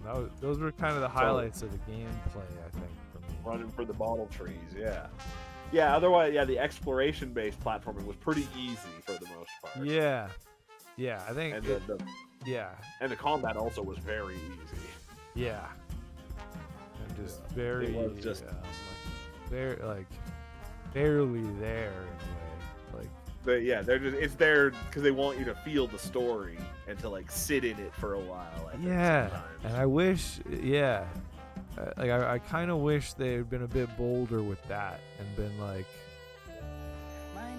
made the gameplay like try to like make it like they had like a skill tree and stuff. I feel like get rid of that kind of stuff and make it solely about the like you said, enhancing the story, enhancing the totally. It could be even more walking because it is already a little bit walking simulator. 100%, I agree. More walking simulator. Yeah. I think you could take out almost half the combat. Maybe the gameplay. Make it about platforming challenges and. Yeah, even then, get less platforming wasn't great either. But and the exploration was cool though because the environments were so amazing. They were crazy intricate. There was so there's so much talent. And the environments like revealed the story to you as well as you got through it. Like, they're in a really cool way. And there were just so many like little nooks and crannies that would have like not like anything to like a collectible or anything, just something that like made the world a little more interesting. It was a weird looking game. Like every time there was cutscenes too, like it was like almost looked stop motion animated. I love the animation. Yeah. But and everything looked like handcrafted almost within the world. Yeah, it was so good. Yeah, it was crazy. The style was crazy. The style of that whole game crazy. So good. What's that? Just the style. Oh yeah, it's all style. Yeah, exactly. Yeah, and like the insane folk tales that are just they were depressing and dark, but they were a lot of fun. Those folk tales too, like they feel like even if they're not real, they felt real. Yeah, they were cool as shit. And I talked a little off stream about this recently, but the best is when you're playing through those folk tales. You've gathered all the things, the pieces of it, basically, and now you're gonna go confront the folktale creature or whatever that you're gonna heal, basically. Yeah. And then this the song of that folktale will kick in as you're doing the the climb up to them, basically, or whatever it is. Yeah. The journey it builds so incredibly well. Exactly. It's so the music and soundtrack are amazing. Yeah. Like this that thing, folk music. The music carries the game into the top in my list. I think. Yeah, it's so good. I did a lot of listening to it while making this video because I knew I wanted some music from it. Actually, the music that I picked actually is in the game. But it's interesting. It's just like at the club you go to at the very, very end or something. Kind of, yeah. It's one of those final levels where it's like the world where like it's that kind of like a New Orleans jazz district, and it's like all broken up, and you're walking by clubs and stuff, and there's like muffled music coming from inside one of the clubs, and that's interesting. That's great. So it is in there, but I was trying to find one of the songs more to use, but and they were amazing, but they just didn't fit what the vibe I was looking for because the vibe of that jazz track is so perfect for this video. It's crazy. Yeah. It's another game from this year though that has some astoundingly sad moments to it. Oh yeah, for sure. It's a real bummer at times. Absolutely, big time. Yeah. Yeah. But that's a bunch of games this year actually. Yeah. They're just getting on with their sadness now. Yeah. They didn't shy away from it for sure. No, that's a game I could see lending itself really well to a movie too, in a lot of ways, or a show or something. Yeah, for sure. Yeah, I mean, there was just so much talent on that side of it. Totally. The art and the writing and the voice acting, the animation. Totally. Yeah, even like the scene composition, like just everything looked nice all the time. Like everything was, it was well directed. Yeah, cool folktales, cool just history like that, or history isn't exactly the right word, but just the like. Like a window into people's into culture. Yeah. lives at the time. Yeah. Totally. Just an awful grandmother. Yeah. Who's like really clearly cool. up to something the moment you see her. Catfish with a really cool voice. Absolutely. He has such a good like Cajun drawl. Yeah. It's so like comforting. Yeah. That's what I want Gambit to be like. As an old man, yeah, for sure. Oh man, old man Gambit's got to be a thing. I wrote down a bunch of stuff. Other than that. Let's see what else I wrote down. I got most of it. I loved that section at the end when it breaks up and you like go through that jazz district, like I was saying. It's so that's the best part. And when all the battles get like jazz music. Right. It's so great. Totally. It's just such fun battle music. Like you can do such cool stuff. And like the combat's not great in the game, but you're able to just kind of make a mockery of the enemies by the end too. Like it's for the most part, yeah, totally. It's not bad. I found it so strange, or just hard to adapt to, that there wasn't like a heavy Y attack. Oh yeah, interesting. That was really hard for me. And again, I just I wish they had just been a bit bolder and been like, this, we don't really want to make a game. Which is to maybe totally fair to them if anyone was listening to this. They could have had it just be about, you just got to find a way to close the nest before, and then combat's over in the situation. Yeah, just streamline it, make it like a little more. Don't worry about making it. Don't worry about making it too much of a game. I don't think it has to be. I'm glad it is a game. It should be a game. But you can, lots of indie games have shown that you can streamline the game side of it. And make really everything in service of the art. That's the thing. If the combat was to prove a point about the story, then it would be one thing. Exactly.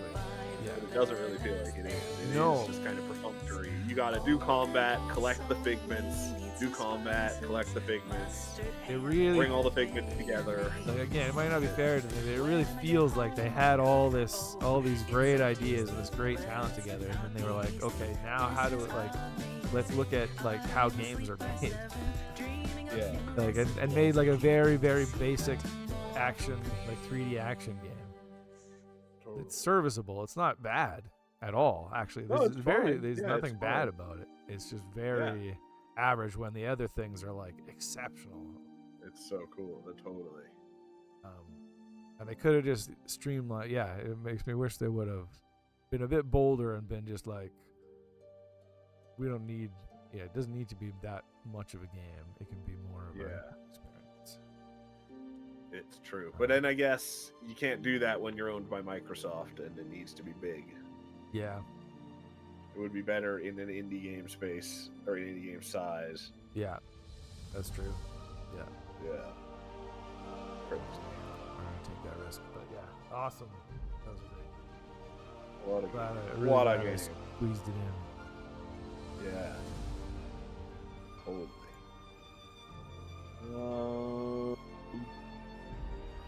What's next? I guess my next game down. Also, Oh, wow, yeah. we're on a roll of like getting to the next game while the music is playing. Oh, perfect. My game, a little ditty called Hollow Knight Silk Song. Oh, Hollow Knight, mean game. Number 7, I think. Yeah. I think so. Don't put numbers on my list. I just have my thing just does it automatically. If you like start it with numbers, it continues to put numbers next to them for you. Yeah, H's and N's look very similar. Completely. Hollow Knight. Or Hollow Knight. Silk Song. It's a cool game. Yeah, there it is. That's, that was one that we knew about, or we figured would come out this year. By this time last year. Yeah. Totally. Yeah. And it did, and it kind of matched the hype, which is rare. Yeah, for sure. There was it was not only huge and exceeded the like size of it of the last one, but it dominated the conversation for like 2 months. Exactly. Such an interesting little experiment in a way. It's like all this hype just lured people like ants into this trap. A game that starts as hard as the last game ended. It's just wrecked everyone. Yeah. Got it. But then it was also, I think if it was a $40 game, it might have been a problem. But it was also like the cheapest indie game in forever. Yeah, for sure. It was amazing. Yeah. So like people were willing to just try it and be like, well, this is way too hard for me. What a fun joke. Or totally, yeah. I feel like most people, didn't feel burned by it. But no, but even the ones who couldn't do it didn't seem to. Yeah. Hilarious. It's a bananas game. I feel like first Hollow Knight sets has signposts along the way much more obviously than this one does. Probably. Like you just have to figure it out where you're supposed to go all the time in Silk Song. And Hollow Knight, I feel like I just sort of wandered into it and it wasn't that hard to find the way through. Right. Yeah. This one you had to work for everything. True. Yeah, I didn't use a guide really, but you helped me for almost all of it. I helped you find a bunch of places, So, I don't really know, but I don't think most of it I would have found. It's weird. And there's I guess the one thing that helps you find hidden things, you can buy the location of the fleas.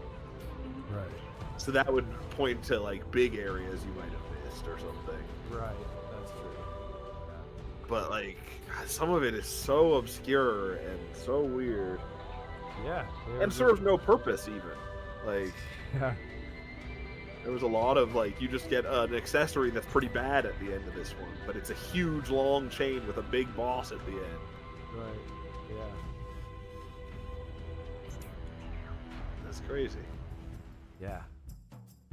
It's wild. I had a little bit of like you had more of a love-hate relationship than I did. I liked it, I guess, more than you, but certainly it was like I was talking to you about games that made me frustrated this year, and this one on screen was one of those. Baby steps. and obviously Yeah. Hollow Knight as well. But there was both of those games had more of like a devastation feel than Totally. frustration. Hollow Knight, more than anything in recent memory, I felt like, and I guess it is, and Baby Steps, didn't respect my time.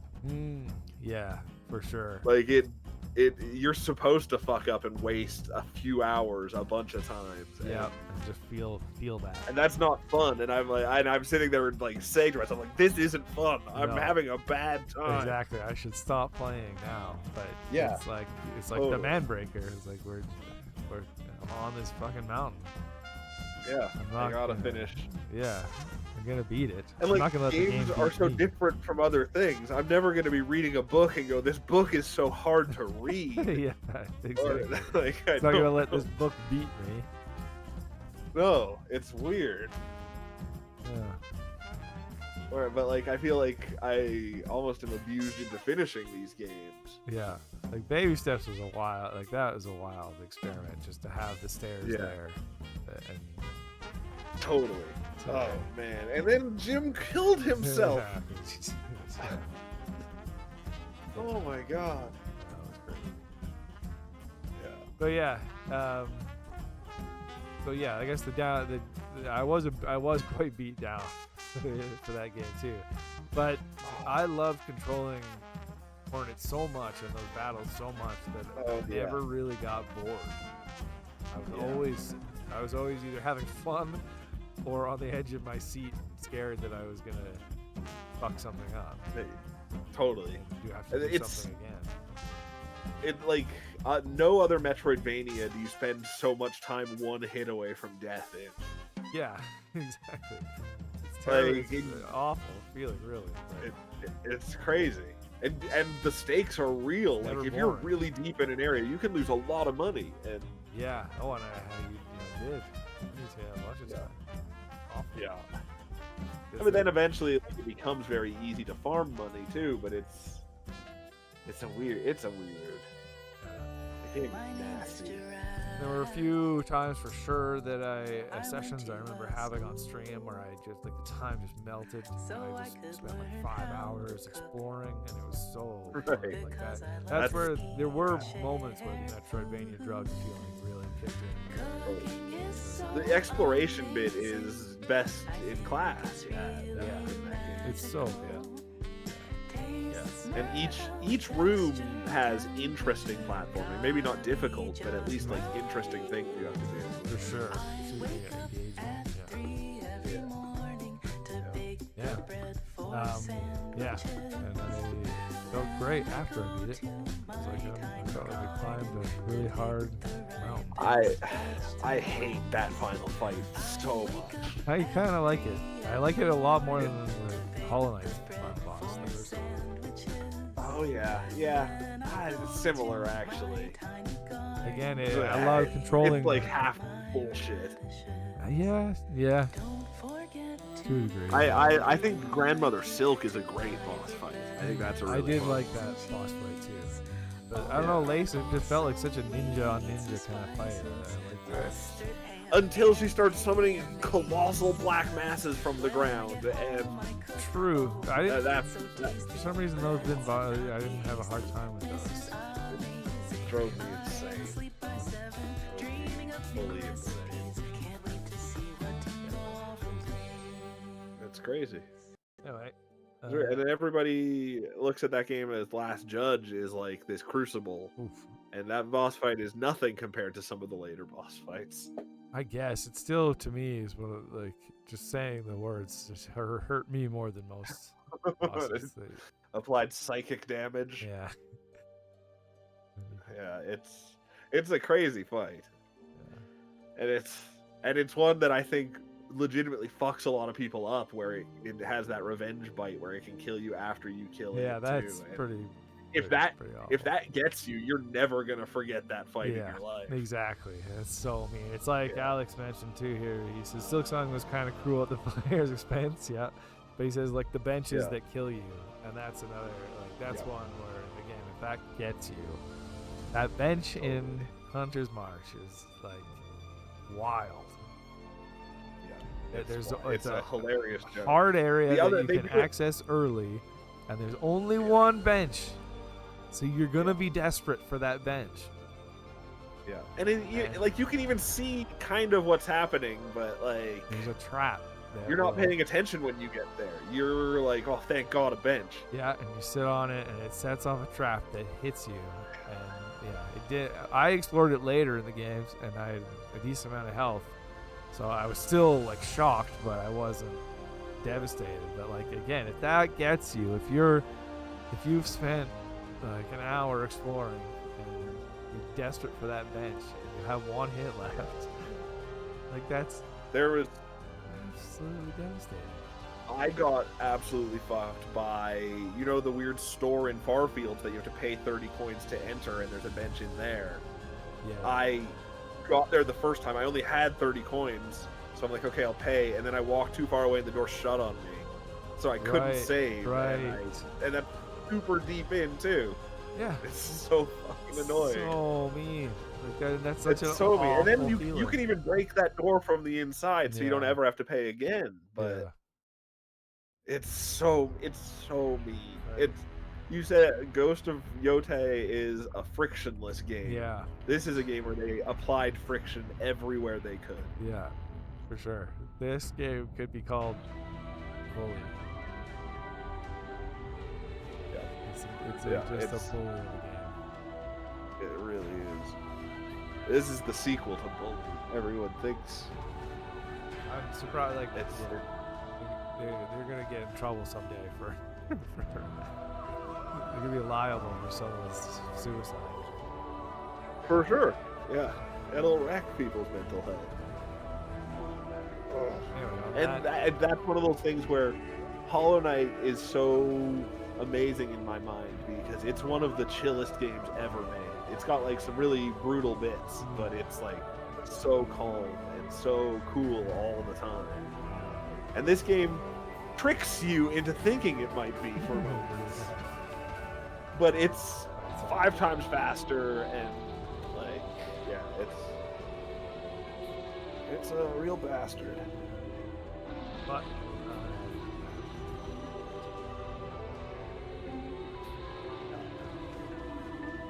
anyway, Either my number 6 or is my number 7 the same as your number, or either my number 5 or is my number 7 the same as your number 5? no, that's the thing. I don't get to mine. I don't get to yours until number 4. Right. Your number 9, 8, and 7 are my 2, 3, and 4. Right. Yeah. So we're not gonna, so it's gonna be an And off my- balance. Yeah. Oh, that's insane. I think it might almost work going back and forth because my next one. My number 4 is your number 5. Exactly. My next one ranks higher for you, so that'll be one skip. Yeah. And Yeah. so I think we'll do yours. Sweet. Keep going back and forth. My number 5. And then just suddenly my whole list is going to fill out itself at one point. Yeah. Crazy. Also in this video, number 5. Oh, yeah. All those lovable scamps wrecking the dinosaurs. Yeah. That was a great game. That 2-point museum. 2-point museum. I had never played a 2-point game before this. You know, it's funny. Like, And it was... I did kind of look back at them. There's 2-point museum. Oh, yeah. This Stone Age computer. Trailer I picked doesn't show the game at all, but it's like a Right. sim game. Yeah. It's Yeah, it's closer to SimCity than it is to anything else. Yeah, exactly. And I looked at the other ones, and it's like I feel like museum is the best one they've hit on so far, as what I actually want Totally. to build. Like, Hospital maybe, but like Yeah, how do you have lots of like different interesting things in a hospital or a university? Like, I get why it'd be fun to run, and like, yeah, you hire doctors and stuff, and you have to take care of your patients and stuff. But it's just not a fun, like, like I don't want to. Yeah, it's not a fun theme. Museum. Museum is clearly what they wanted to do the most too, because now there's Zoo out as like DLC for Museum, which Zoo could have been its own thing altogether. True, yeah. So like I think this is just the platform now. Museum though is like one of the tops. I feel like that's a great choice.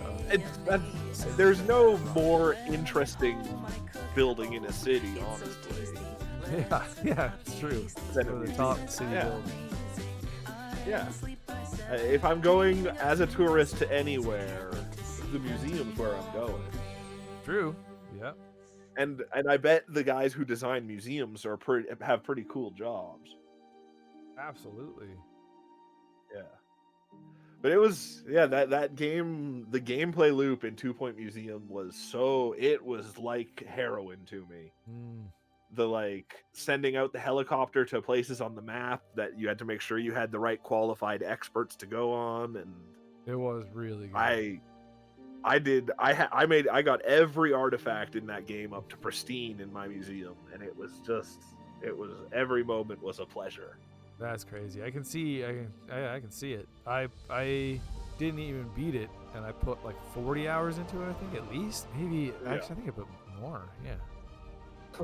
But like, it takes a lot of time. But you probably also were just sitting there for a lot of time too. Yeah. Well, I was watching. Like letting time pass to. Oh yeah, there is a decent amount of that. Yeah. Totally. Yeah, to accumulate money or to wait until something happens. And that's why, I was almost always watching something while I was playing. Yeah. But it's really well designed. It worked perfect on a controller too, which is, well, maybe not perfect, but it was very intuitive. It was, yeah. And like I was able to make my museums look how I wanted them to. Like I made some cool museums that I should go and look at again now. Totally. We used to. I was looking at some of our older like Game of the Year shows, and the early ones we actually went and played at some of the games, which is kind of cool. Oh, interesting. It wouldn't be that hard to arrange that either. Yeah. But we are going pretty long, so. Let's see. But Alex, next year. Yeah. Alex can play 2 Point on controller. I've been using mouse and keyboard. Oh yeah, it works. Or I'm assuming. Yeah, Alex just got it. It could be a crazy case where like Max Payne has no controller support on PC. But yeah, true. Yeah, it could just be. I assume this one works fine. Once you learn all the shortcuts, it worked great. Yeah, it works really smoothly with a controller. Like I would think, if I'm sitting at a computer, mouse and keyboard would be better to play it with. But we're doing precise stuff too, especially because it's not a fast-paced game, so But I think it's a great mouse and if you want to sit on your couch or something, I think it'd be fine to play with. Yeah, it worked great. I got it on the PlayStation before I got my computer, so it's a PlayStation game to me. Yeah. But they've added like there's fantasy DLC, and then there's Vampire Survivors DLC, and now Zoo DLC. So it keeps growing too. It's cool. It's a good one. The DLC also like added entirely new systems and stuff. Totally, yeah. A whole new museums. Like each one is a new theme museum to start at. Yeah, exactly. But like and I guess that's the way each museum is kind of its own system. Yeah, exactly. Yeah. That's the thing. I don't even know what the systems are. I think the fantasy one is more like RPG based. It seemed really complicated. Yeah, you have like warriors and knights and like wizards and rogues and stuff. Yeah, it looks weird. Yeah. Yeah, I'll get to it. Yeah. Really cool game. Like it is weird. Like, what's in 2 Point Campus that's as fun as anything in 2 Point Museum? Exactly. I don't care really. Like I get it. I kind of get it. I guess you're choosing like which types of classes you put in the university and stuff. I guess, but none of that's represented in as fun a way as museum. No, not nearly as hard. Like that, I get like when you break it down, it's all exactly the same game again and again, almost. Yeah, Just, yeah. But a museum, it does feel like almost as good as it can get, basically. I don't know what. Yeah, I don't know what else you could do. Maybe like traveling circus. That would be a pretty fun one. Freak show. That'd be a great 2 points. Freak show.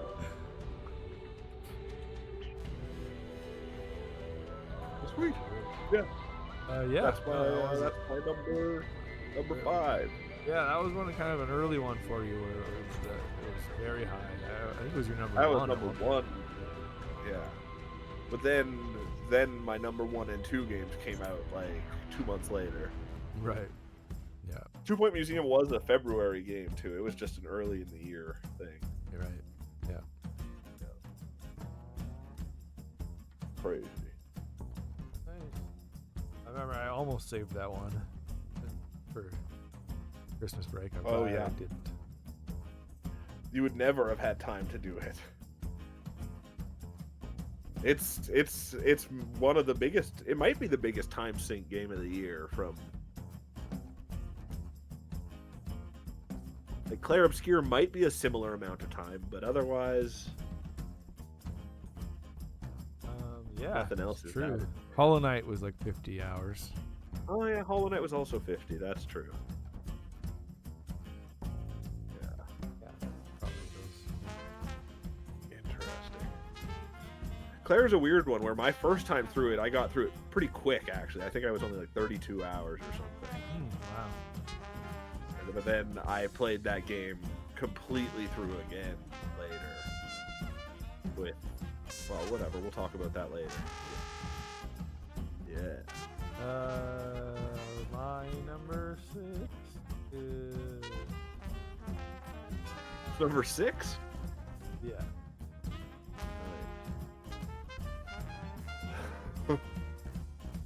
Oh, these lists are so confusing. The order that we have to put them up in. Like, we've never had so much overlap, but we've also have 0 actual overlap this year. Yeah, that's true. Usually, sometimes we have like one in the same spot, but Yeah. Crazy. the action one. This is an action game called Shinobi Art of Vengeance. I guess this is my The first most action. first of my 2D games on the list. This was such a good year for 2D games. Other than Silk Song. Oh yeah, right. Never mind. It's not a 2D game. The one I just listed is a 2D game. Yeah. It was a crazy good year for 2D games, though. Yeah, wild. Like since like 1996, it hasn't been this Right. good. No, you probably maybe 1995. I think 1996 was when like the N64 came out. That's and 1996 would have had Symphony of the Night. But Yeah, I don't know what else. I think it has like Yeah. Kirby Superstar. Right. But like, yeah, there's like not. That's the thing. Like, it's better than some of the 90s years. Totally. 2D game. That's eventually all these new games are going to replace all those old games. Yeah. This is what It's when crazy. we think of Shinobi, we're just gonna think of this game. Actually, here it comes. Here comes Shinobi. Oh, it's maybe the slickest looking 2D game of the year. Yeah, probably. It's so pretty. There's so much going on, and Yeah. it's got a really unique art style. Yeah. Ooh. So gorgeous. It controlled so well. There's this follow-up move you can do where you do an attack and then a dash right after, and then that goes into this move, and then you can attack out of that. And it feels so Yeah. good. It just you can string together moves. The It's base, yeah. a lot. Like I've tried starting it twice now, and it's a lot to take in at first. Where it's like it encourages you to damage every enemy, like kind of in a row before killing anybody, so you can do like a True. crazy combo and kill them all. Yeah, Drew, I gave up It's- on that pretty fast, to be honest. Oh, I didn't interesting. really focus on that. It's not terribly important. No, that's just for you might get more like stuff you can spend, but I didn't have any problem with that either. Interesting. I'll try again. It's also got like it's a really interesting structure to it that I really liked, where it is level based, but each level is huge and has areas that you just can't get to on your first playthrough of them. And there's So is there like a level select then, or? Yep, there's a level select, and there's a very good map that is just like it's a like Metroidvania style map. It feels in a lot of ways like a Metroidvania, but just like a level-based Metroidvania. Because there's a lot of things. Yeah, you'll just see places where you're like, oh, I got to come back later when I have that power. And I felt really compelled to get 100% easily. Like I was just so much fun. Yeah, that's great. I really do have to go play it. It had really cool music too. It was like sweet versions of cool sounding old Shinobi music. For sure. Yeah. That's crazy. Yeah. Yeah, that's one I wish I went back and played a little to refresh my memory. I did have a couple. There were some drawbacks to it, but I can't totally. Like it was. It was a bit. Some of the platforming was a bit rough. I remember that. You're really floaty, which worked for a lot of the combat, but some of the platforming was rough, and some of the platforming was tough. It throws some hard stuff that you just. It's almost harder than optional. Harder than Ragebound or similar? Similar, probably a bit harder. It felt like some of them were like stuff like Rogue Prince of Persia kind of like where they would just like throw a really hard platforming, or even the Lost Crown Prince of Persia. They throw like those trap rooms at you. Oh, I love those platforming rooms in Rogue Prince of Persia. Those totally. Rogue Prince of Persia like is a better platformer than Shinobi. Right. And so it was just it was more frustrating to play those things than Shinobi. Yeah. But still really like those are minor complaints. This is your first ninja game on your game. That's true too. Yeah. No, I guess not. Ghost of Yotai is sort of a ninja game. Oh right, and Silksong arguably. I even would argue. It does control like a ninja. Okay, you're already 3 in then. Amazing. This is Donkey Kong is definitely not a ninja. I love this year so much. It's like I have seen articles now about how it was Year of the Ninja in multiple places. That's good. Yeah, one of them was on New York Times, but it was like paywalled, so I couldn't read it. But other people have noticed. So awesome. There's so many, and they were so good. There were so many good ones. That's the crazy thing. A lot of good ninjas. They were just such good games, man. Shinobi was so good. I actually am. I think if I had really looked at Shinobi and my number 5 again, like I wanted to, they might have switched places. Interesting.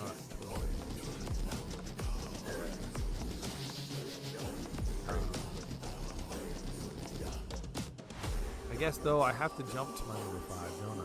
Because you're number 4. Wait. I think we're pretty high on my list at this. Oh wait, my number 5 and your number 4 are the same. Okay, yeah, perfect. Yeah, there we go. There you go. That's another. Speaking of other time sync games this year. Yeah. Maybe the most time sync of all of them. You actually tried to do everything. I got over 100 hours in it. Yeah. I did everything except for I was never able to finish those giant statues in the courtyard. That you have to do specific Fury runs, and there's 3 different statues in the courtyard, and I got 2 of them, and I could never get the 3rd statue. Oh, interesting. Because it was like a full. You had to have like every single one of the things enabled, and and win a run, and I could not do it. Too insane. But otherwise, I did everything. That's crazy. And it's a huge game. It is wild how, like, 30, 40 hours in, it's still throwing new things, new systems at you, new ideas totally. at you. Yeah. You don't get pets until you're like 15 hours in. You don't get, that crazy obelisk that lets you do tailored runs. It's really almost an endless game if you wanted to. It's wild how huge that is. And how,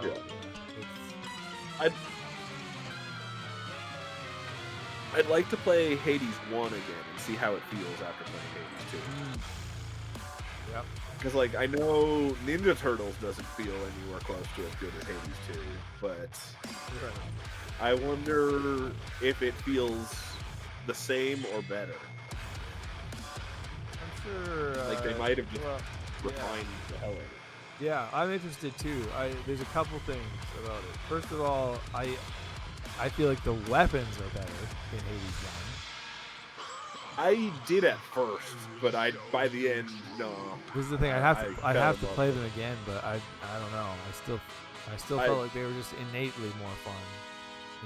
They were definitely innately more fun, but all the weird ones in 2 have like crazy things that it's so much more work to get a lot out of them, but you could get so much out of every weapon that I was like, holy shit, by the end. Right. There's more depth.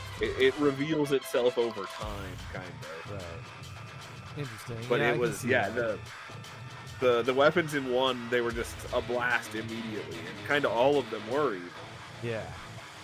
I still generally this one, found it more fun. Even the deeper levels of the other ones, I still didn't find this fun. Right. Yeah.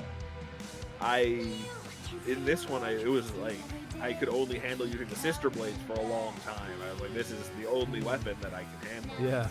Oh, me too, yeah. Yeah, it's weird. Throw it and get the sweet damage when it comes back. Totally. It was so good. And the whole, you have 2 separate routes to go, that like, it doubles the amount of stuff to do. It made it never get boring to do a run in either direction, kind of. Yeah, that was really cool. Yeah.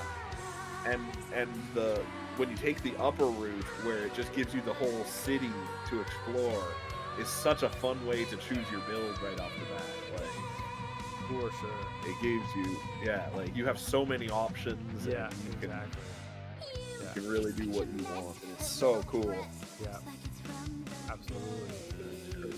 Yeah, I think that's the thing. I think in a lot of ways it improved on Hades 1. So I think despite liking the weapons more, I think it would be hard for me to go back.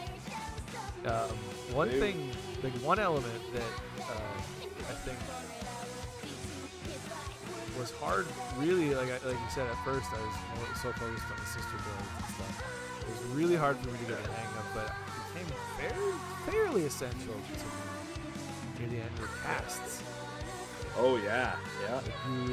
There's partially because some of the enemies were designed around you chasing you down, and just fucking you if you don't cast. Roll them down, exactly. Yeah, totally. But that became it would be. I feel like it's kind of hard to go back with that as well, from casts. Totally. Although casts did kind of work similarly in there is one cast in Hades 1 that works similarly to all the casts in Hades 2. Interesting. There's like one boon that made it a ring that you placed down that slowed and made them take more damage. But like the ones in Hades 2 where you could like throw your cast were so nice. Oh, that became one of the main parts of my builds. Yeah, getting the fireball, and then... Fireball, or there was the Zeus one, I think, where you could just, like, warp there.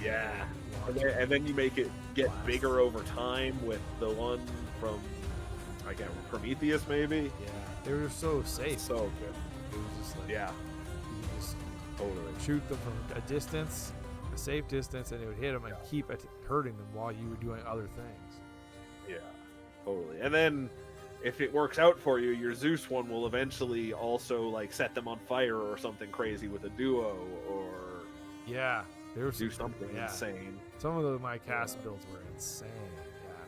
Yeah, you would just shoot it and at night, like just rip them apart. They're really walk crazy. away.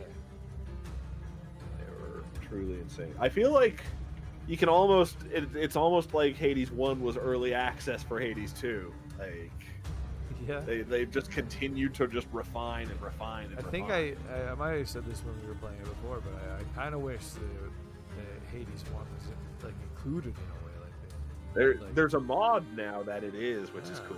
Yeah, that'd be cool. Yeah, where you have 3 choices of which direction to go. And Yeah, and you have all the weapons. yeah, That'd be yeah, cool. it's great. But then you can't do all the weapons because what's his name? Nemesis has one of them, and what's the name of your girlfriend in the game? Oh, yeah. Ceres? Is that who that is? Yeah, I can't remember. She has the gun. Yeah. Cool. I think other people might have other things too. I'm not sure. McKinney says, so Hades 2 is a total upgrade. Like, should you start with Hades 2 if you were to start? Oh with yeah. one? Oh yeah. Yeah, Totally. I guess, yeah. Hades 1 I think is probably still a great game though. You'd still Yeah, you can't go could wrong. get 100 hours out of Hades 1 and then move on.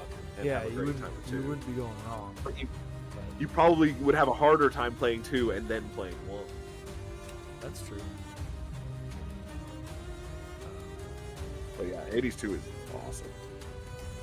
Yeah. And like the story wasn't the story was better in 1, I thought. But it was still I still cared to read what every character had to say, and that's kind of all that those games are, is the story part. I thought the premise of 2 was way better than What was the premise, just of fighting your grandfather who keeps turning time backwards? 1. Yeah, like it felt like I had a real like fight that I was part of. Like I had a real reason for doing what I was doing. I was getting it's like a kind of a revenge story. I want to know Right. I want to Hades know what 1 happened. is just your dad screwing with you, and Yeah, I'm just escaping hell. right, because your dad's a jerk, and by beating him 8 times, he's not a jerk anymore. Yeah, exactly. Your makeup and hat, or not makeup, but your hat and hair and stuff, you look like a weird Joker or something. Yeah, totally. Yeah, this was horrifying.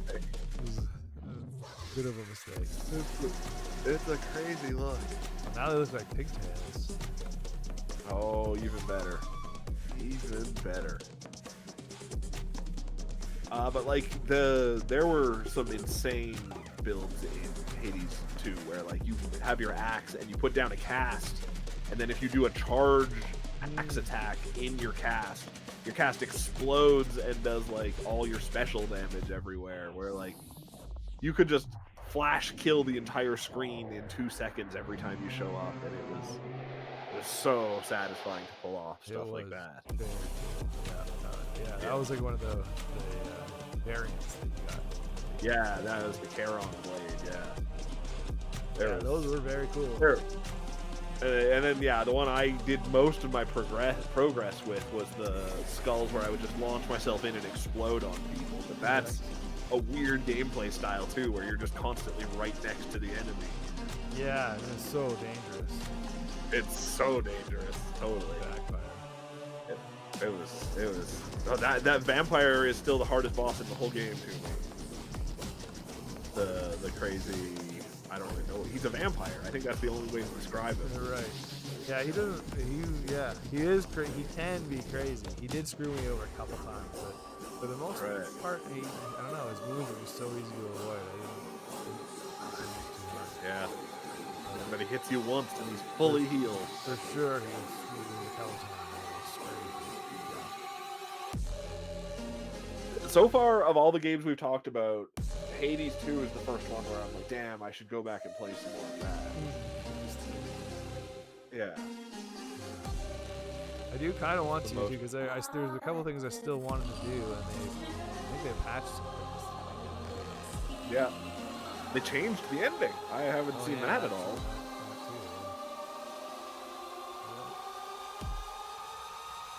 Yeah. It was a weird game too, where there was a bunch of bosses. Some of the bosses were pretty easy, but there were a bunch of bosses where I was like, well, fuck, I'm never going to be able to beat these bosses. But by the end, every boss is very easy in that game. Yeah, Like, totally. you just do them so many times that you know where to be all the time. Yeah. And Yeah, they're good at crazy. riding that line. yeah, totally. Sweet. Yeah, cool. Well, we'll take one more quick break. And then, because we're not quite in the top 3, but from here on out, I have videos for each game that we're talking about. We have we have 7 games left. Interesting. Yeah. But we'll take a very quick break. Just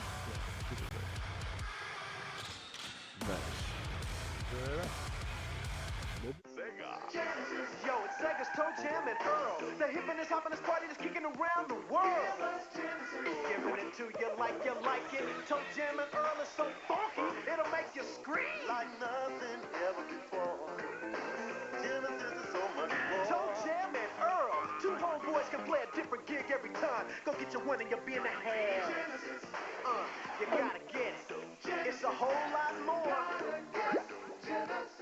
Somewhere on planet Earth, a scientist creates the ultimate machine. At last! A machine that will give him the power to journey into the mega world. With thousands of colors, 16-bit graphic technology, and 10-channel mega stereo sound. The most advanced video game system in the universe. Yes! Mega Drive from Sega. Genesis does. 16-bit arcade graphics. You can't do this on Nintendo. Genesis does. 16-bit sports action. You can't do this on Nintendo. Genesis Does. Genesis Does. Genesis Does. Genesis Does. Genesis does. Get Joe Montana free, Pat Riley free, Buster Douglas free, Super Monaco GP free, or Collins free. What Nintendo? Buy a 16-bit Genesis system between now and October 31st and get an extra. Has it got huge new zones? Yeah! Twice as big as Sonic 2? Yeah! The new 3D special stage? Yeah! And the new game save feature? Yeah! Do it! New Sonic 3 is now available at a store near you. Sega! New Sonic 3 game cartridge and Sega Genesis sold separately. Do it. There's a one. Power on. Sega Genesis. Genesis. Absolutely Sega Genesis. Do it. Baby, what's your game? It's gotta be Spider-Man. Sega Genesis. we're back again. One more time. Let's do the top 4s. Top 4. The classic top 4. Yeah, that's the thing. We usually do on the top 3, but this year I still didn't go through and really figure out exactly. So it could change over. I'm sure it will change over time, as they always do. But Yeah. I had a hard time choosing between my 3 and 4, and I wanted to make a video for both of them anyway. Yeah. So my top 4 that I think I can't remember exactly where it lands on your list is this one here called Absalom. Oh, that's my number 7. That's crazy. So now this is all clips of us playing this on our stream. Us just participating in incomprehensible Mostly nonsense. just total chaos, yeah. It's weird. It's the game that it looks the most like is like Marvel vs. Capcom. Or, yeah. I mean, it kind of the systems are intricate enough that it could be a fighting game. Like it's There's so many. I just kicked the Underking's ass here. We like block them, clash with them so many times. I still want to go and see if we've unlocked special Arcana Unleash or whatever for the frog. Yeah, I know. We'll have to go back just to see that at some point. Like, what's that? And we didn't see it on the elf either, I guess. But yeah, I don't know. It's just fun to watch, but then it's fun to watch because I'm thinking about playing it probably. If this could be supported to the extent of like good roguelikes, that would be incredible. If they put out like 3 expansions for it, like that would be amazing. That would add enough randomness to it that it could be replayable endlessly, kind of. Yeah, it's already does. Like when we started it, I remember like one of the things that I kind of worried about was things I'd read was that it was a great beat 'em up, but not a great roguelike. And I can like, I guess pacing like there's some pace. Maybe it's a bit slow paced for a roguelike as far as getting cool runs and stuff. Though there was the time I played it single player a little bit, and all those things I can see the argument problems. The game is so easy single player compared to the multiplayer. Interesting. Where like it's not as fun of a game. You have to play it co-op, I think. Yeah, but I mean, like I remember I was looking specifically at the IGN review, who I think they did play a bunch of it co-op. Oh, interesting. But I can kind of see it, but at the same time, I don't know. The roguelike elements are super. Like it certainly made the game go way further than it would have gone without those elements. Yeah. And we were still 20 plus hours in, having crazy runs. Like this run was I think one of our last. Like it would be nice. Sure, it'd be nice if there was another skill tree or 2 or 3, but like there's enough. Yeah, exactly. Like there was enough that you had the runs were pretty varied. Like by the end, totally. I was like most of my runs were based around just getting crazy criticals. Yeah, and most of mine were around either specialing through them or doing Arcana all the time. Yeah. Or but getting like, that crazy dash attack one that it felt good every time is the thing, and like I got better at doing the dash attack to clash with enemies more often. And yeah.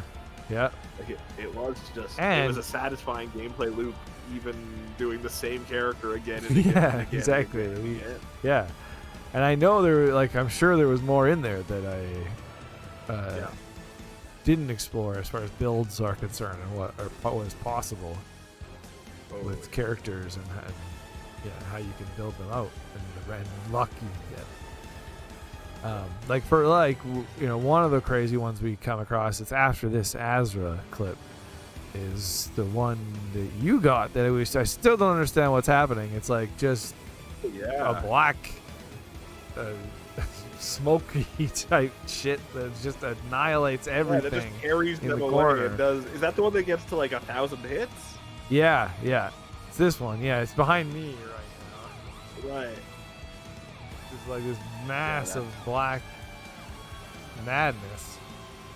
Pile of nonsense. And we couldn't even really identify what caused it. Yeah, you're at I think over 2,000. I love it when so many items come pouring out. Yeah, and then this is mine. Yeah, this is my 3,000 hit combo. Oh, they're just constantly flowing out of the enemy as you're hitting them. Like that one was insane. I think one of my biggest problems with the game is this boss needing to have a Death Defiance in it to fight it. I think that's stupid. And me too. Yeah.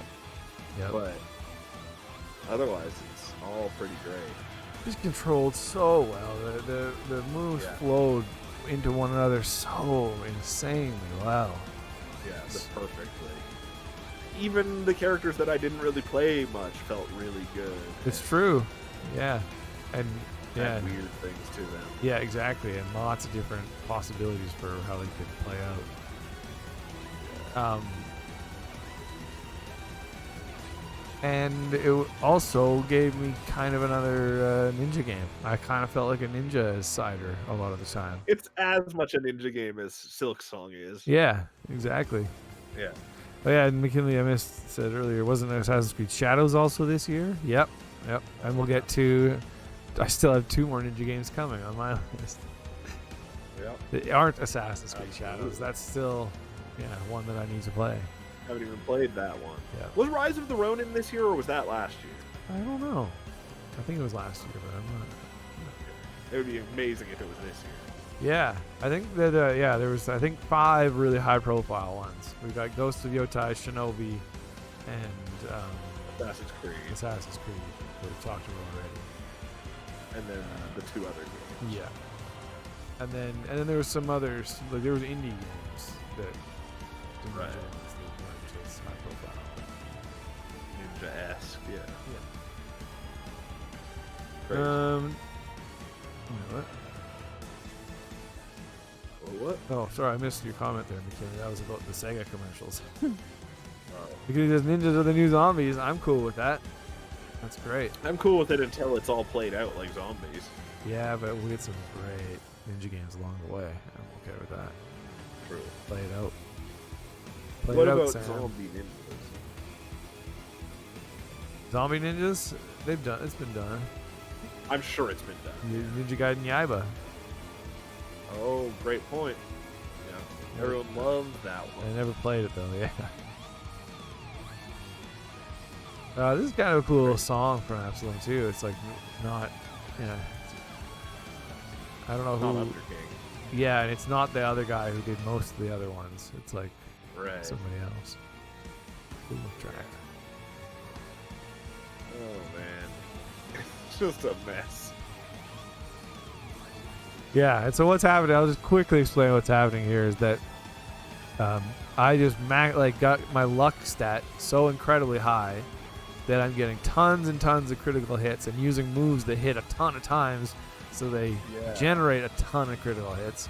And I have all these power-ups on my critical hits that do things when I get critical hits. And one of those things is spawning weapons, which is why a million weapons start flowing out, because I'm just landing critical hits, which spawn weapons. And another one of those things are cosmic accidents, which are those like what is dark random insanity? Yeah, those circles of darkness that pop up and just do random things. And so it's just complete chaos. It's crazy. And then don't you also your crits do more damage or happen more frequently the higher your combo gets? Oh yeah, I think so. Yeah. So things are getting crazier as you do it more too. Yeah, and I had my special move was had upgrade to it basically, so it hit even more times and lasted so long. It just it was insane. Oh yeah. That's great game. Yeah, I loved it so much. It might be my number 3. It goes back and forth, but interesting. It's as we've said before. I don't know on stream or not, but it's probably our favorite beat 'em up of all time, and we love beat 'em up. Yeah, probably. Or just the best one. Not even our favorite. It's indisputably the best one. Yeah, it's so good. Yeah, and we played Dragon's Crown this year. We played a lot of good beat 'em up this year. Yeah, that's right. And as I said before too, this is the third 2D game now on the list that I absolutely won't be blown away by. Crazy. Yeah.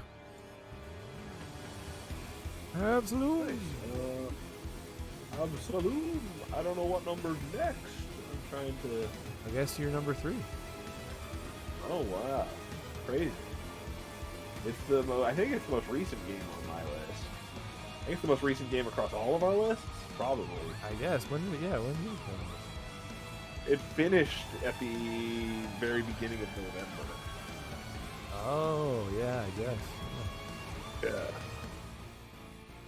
It's Dispatch. which would probably win for my favorite show of the year, honestly. After looking at the TV shows that aired this year, I think I enjoyed the stuff that happened in it more than anything else. Yeah. It was crazy. I loved all those characters by the end. No, I didn't love Waterboy, really. Yeah, Waterboy was pretty annoying. It was pretty annoying. Did you pick Waterboy? He just pukes. No, I didn't pick Waterboy. I kind of wish I had, because you can actually level him up at least, so maybe he can get really good. It's true. And it was kind of cool. I loved on the last mission how you he joined your team for the one thing. Totally. But he sucked and like constantly inserts himself. And... But you know what? Because he was only there for that one mission, and he gains a whole bunch of levels for me on that mission. Oh yeah. And I really ended up needing intelligence, so I just made him really super smart, and it helped a lot. That's crazy. McKinley, it was kind of hard to keep up on which stat you needed to build up in that game. Yeah, there was always one that you were like, oh shit, I'm really lacking that, so you'd pump it, and then you'd be lacking in another one the next mission. Yeah, it's true. It was really well balanced in that way. Yeah.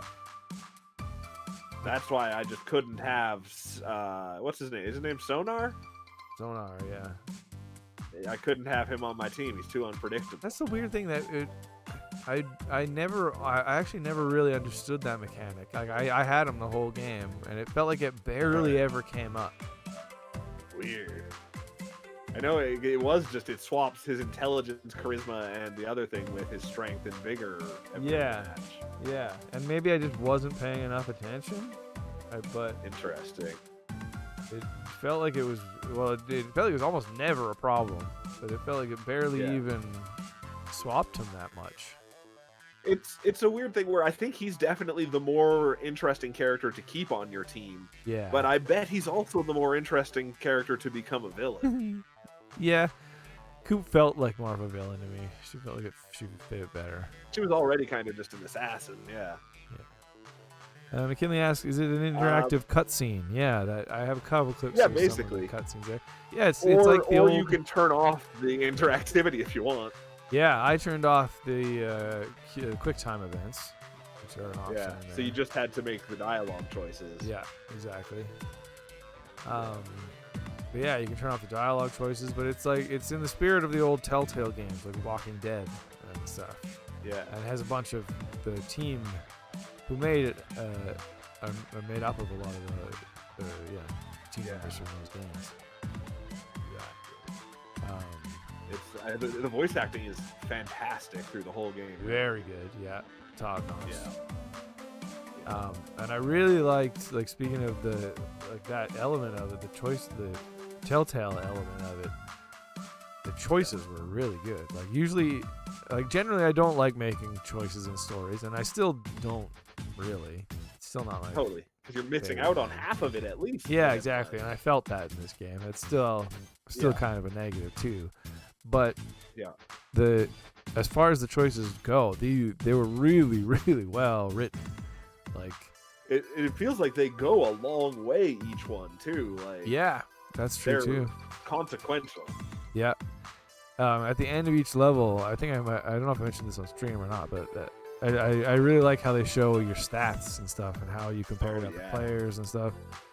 But it felt like a lot of choices were like, if it was a two-way choice, it'd be like 48% of players chose this, or it'd be like a three-way choice and it'd be like 38% of players chose that or whatever. And it's like, I think they were really good at splitting you, like splitting the room and making you think about what you're choosing. Yeah. Oh yeah.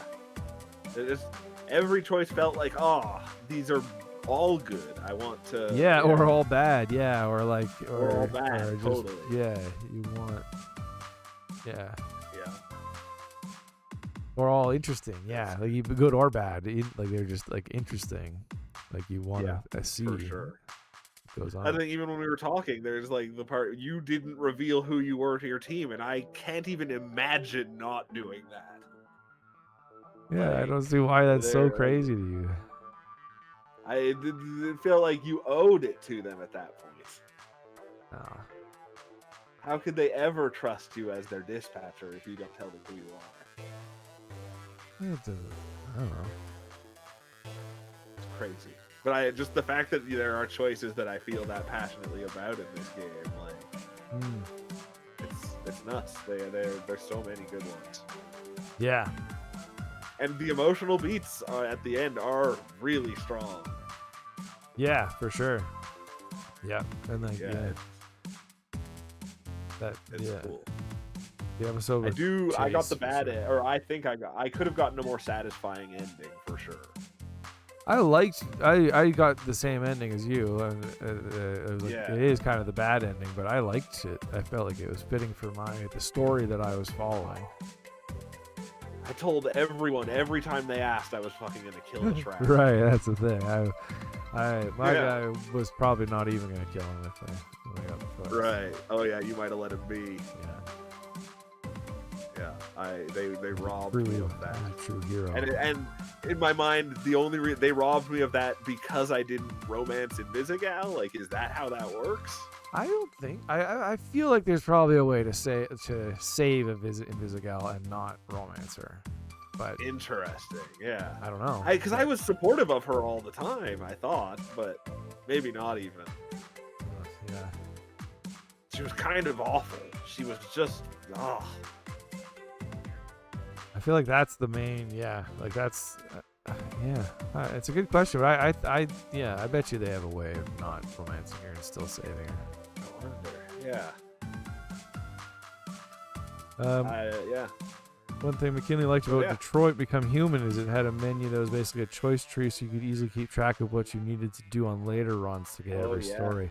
That would be great. I think yeah. the Denga and Ronpa games do that too. That's a great idea. Yeah. Where like it is just about seeing every choice, and yeah, that's a tougher commitment in Dispatch. You just have to play through it all twice.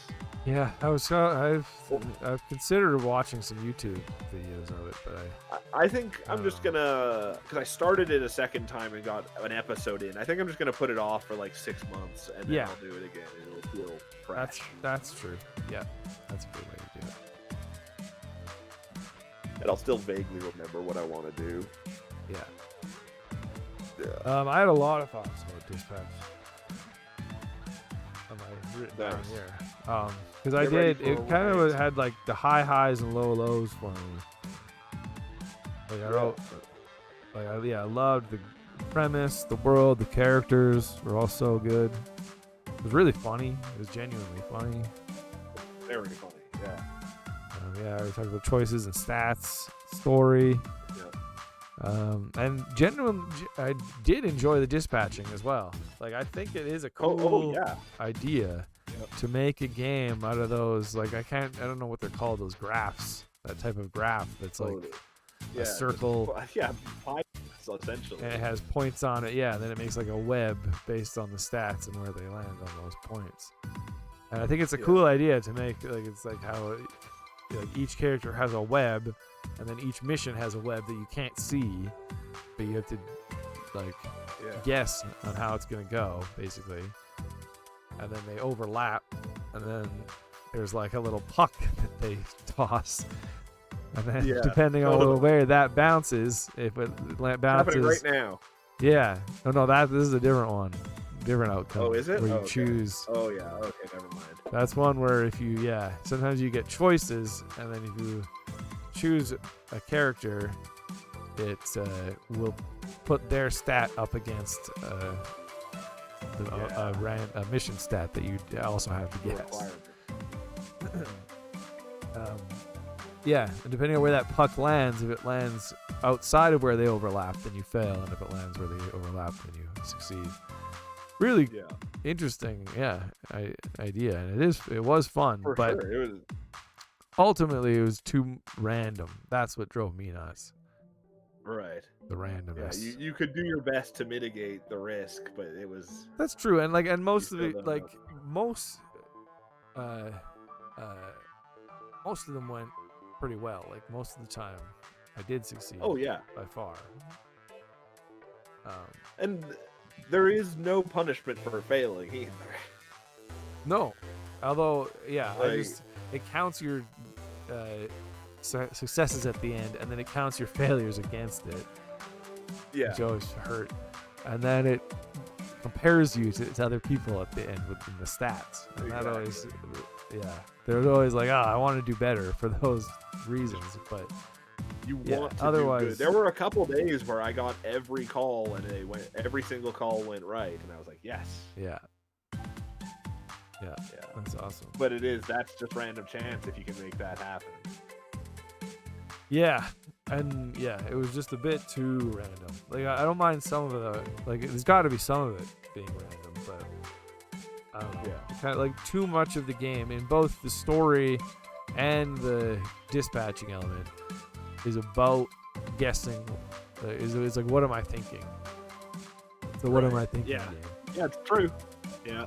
And you just have to get in the writer's head if you want to optimize it. And most of the time, that the writing was good enough that worked, which is which is impressive. Yeah, it just lines up. But it just makes for a really frustrating feeling when it doesn't, because you're like, like what? Like that could mean either kind of thing, or like. Oh, totally. You know what I mean? The example everyone gives is the give Gollum the chair thing. Yeah, right.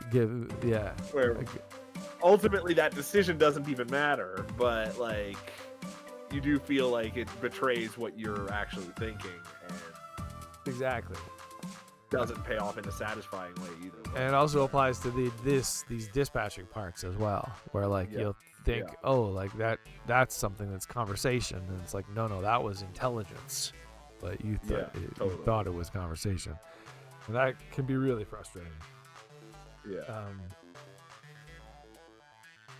That's why you gotta have the coupe is so good. Coupe was all intelligence and conversation. Oh yeah, but so was Sonar. Oh right, okay, there you go. And honestly, that a lot of my points went into intelligence and conversation, because it felt like most characters didn't naturally lean that way, and we're pretty really strong important. already. Yeah. Like Gollum and Phenomena Man and Punch Up are all pretty strong from the get-go. Exactly. Yeah. And then even like the bouncy ball, the puck that it tosses, it felt like the physics on that were random. It felt like sometimes it would go. I wonder. Like sometimes it would barely bounce, sometimes it would bounce forever, but really slowly. It was really. It's one of those. I've seen videos of Baldur's Gate 3 where all the decisions in that game are based on an actual, like, you roll a dice, and I wonder if that would feel similar. That would probably frustrate me as well. Yeah. Yeah. Like that dice is clearly fucking rigged or something. Yeah, or just like I don't like the randomness. But it's obscuring the decision behind something to But I would happily play a game that was just like more dispatching, just with people gabbing more, and like the cases are funny and stuff as you're dispatching. It's cleverly written the whole time. Totally. Yeah. The writing was great. Oh yeah, I didn't like hacking at all either. It was fine. There was one that I could not figure out, but otherwise it was all very easy. Yeah, it was easy. It was just lame. Yeah. Yeah, and it took quite a while at some point. Yeah, could have done without that. Completely. Well, and anytime you could send a hero instead of hacking, I would, because you don't get experience if you hack. Yeah, totally. So it's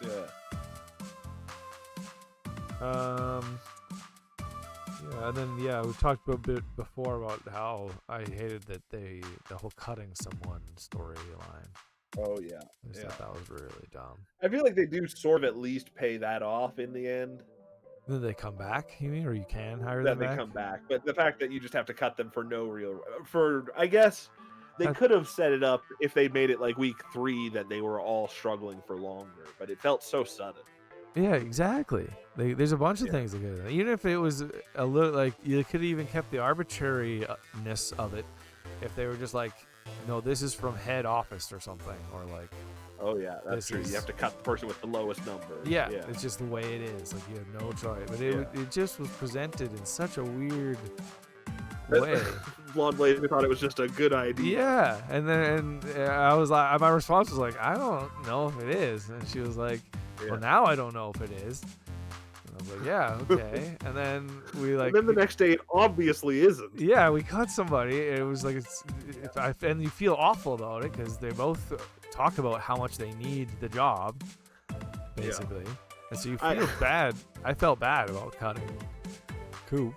I did. Part of what went into my decision too was that Sonar got himself handcuffed to the gym weights that morning. Like he was such an idiot. He kind of had it coming for just being a dumbass. Yeah, I mean, the thing is, the after that they're immediately like, oh, we're short on people now. Yeah, we need you have to somebody. take somebody else on. And yeah, you have to take these two with two idiots. One of which were someone we just fired for being too incompetent, and the other one pukes water. And it's like I just cut somebody he's awesome. a great friend. Like I cut somebody who's doing great. Yeah. For no reason, and even the thing that also sucked is the level before I had to make the cut. I got Sonar flight lessons or whatever, and I lost that. I never had that through the whole game. Yeah, it just felt that also made me angry. It kind of made me angrier than any other game, or more frustrated. Maybe not like actually angry, but just like what. That kind of stuff. Like, what? Yeah. That's so dumb. It's a weird thing with it's like a TV show, but you are included in the writing process to a certain extent. Yeah. And so when it doesn't go the way, yeah. Crazy. Yeah. But it was great though. I loved had it. a really good time. Yeah. It's still couldn't get it's not in my top 10, but it's in my extended list for sure. It's definitely a game I like. That song from the party I listen to all the time still. The radio. Oh, is it like a licensed song? Yeah, that was a licensed song. Then the one from the club I also listen to a lot. Oh, I could have used one of those. This one I used was called Intergalactic Convertible or something, a Cadillac. Oh yeah. That's pretty good. But there's also the one Pound Cake is the song they play at the end of the second chapter, and that's another one by Prism, and that's a nasty song. Yeah, I tried a Prism song. I was like, this is gonna be annoying to listen to for. Yeah, they're pretty intense. But, yeah. Great. Yeah, nice. It was a great game. Great game. Yeah. My number 3 then. Number 3, my number 8. Yeah. This is gradually filling itself out. Oh, where did I got it here? I saw it. Oh. Oh no, just on my OBS here. Oh, there it is.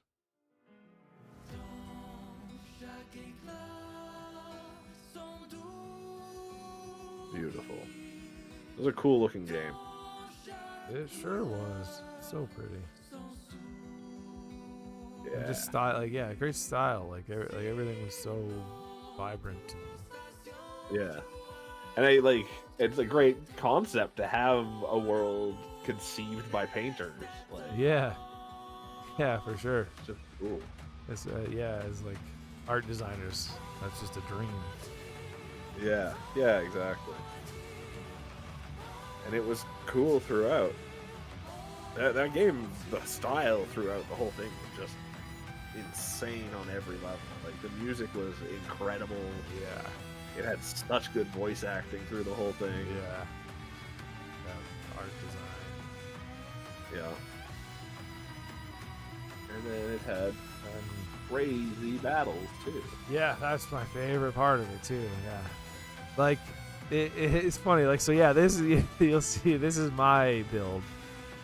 In this, Yeah.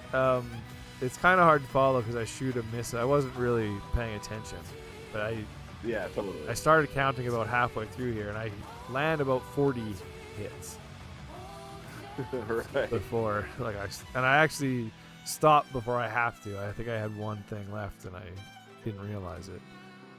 Yeah. Because I had so many things on my gun to just keep giving me more possible hits. Oh, I love that with feeling every so shot. much. So I would just Like sometimes you shoot and you get like 4 back. exactly like you can't. I don't know if I'll be able to really show this off. I doubt it. That'd be tough to do. Like if I kind of go like this.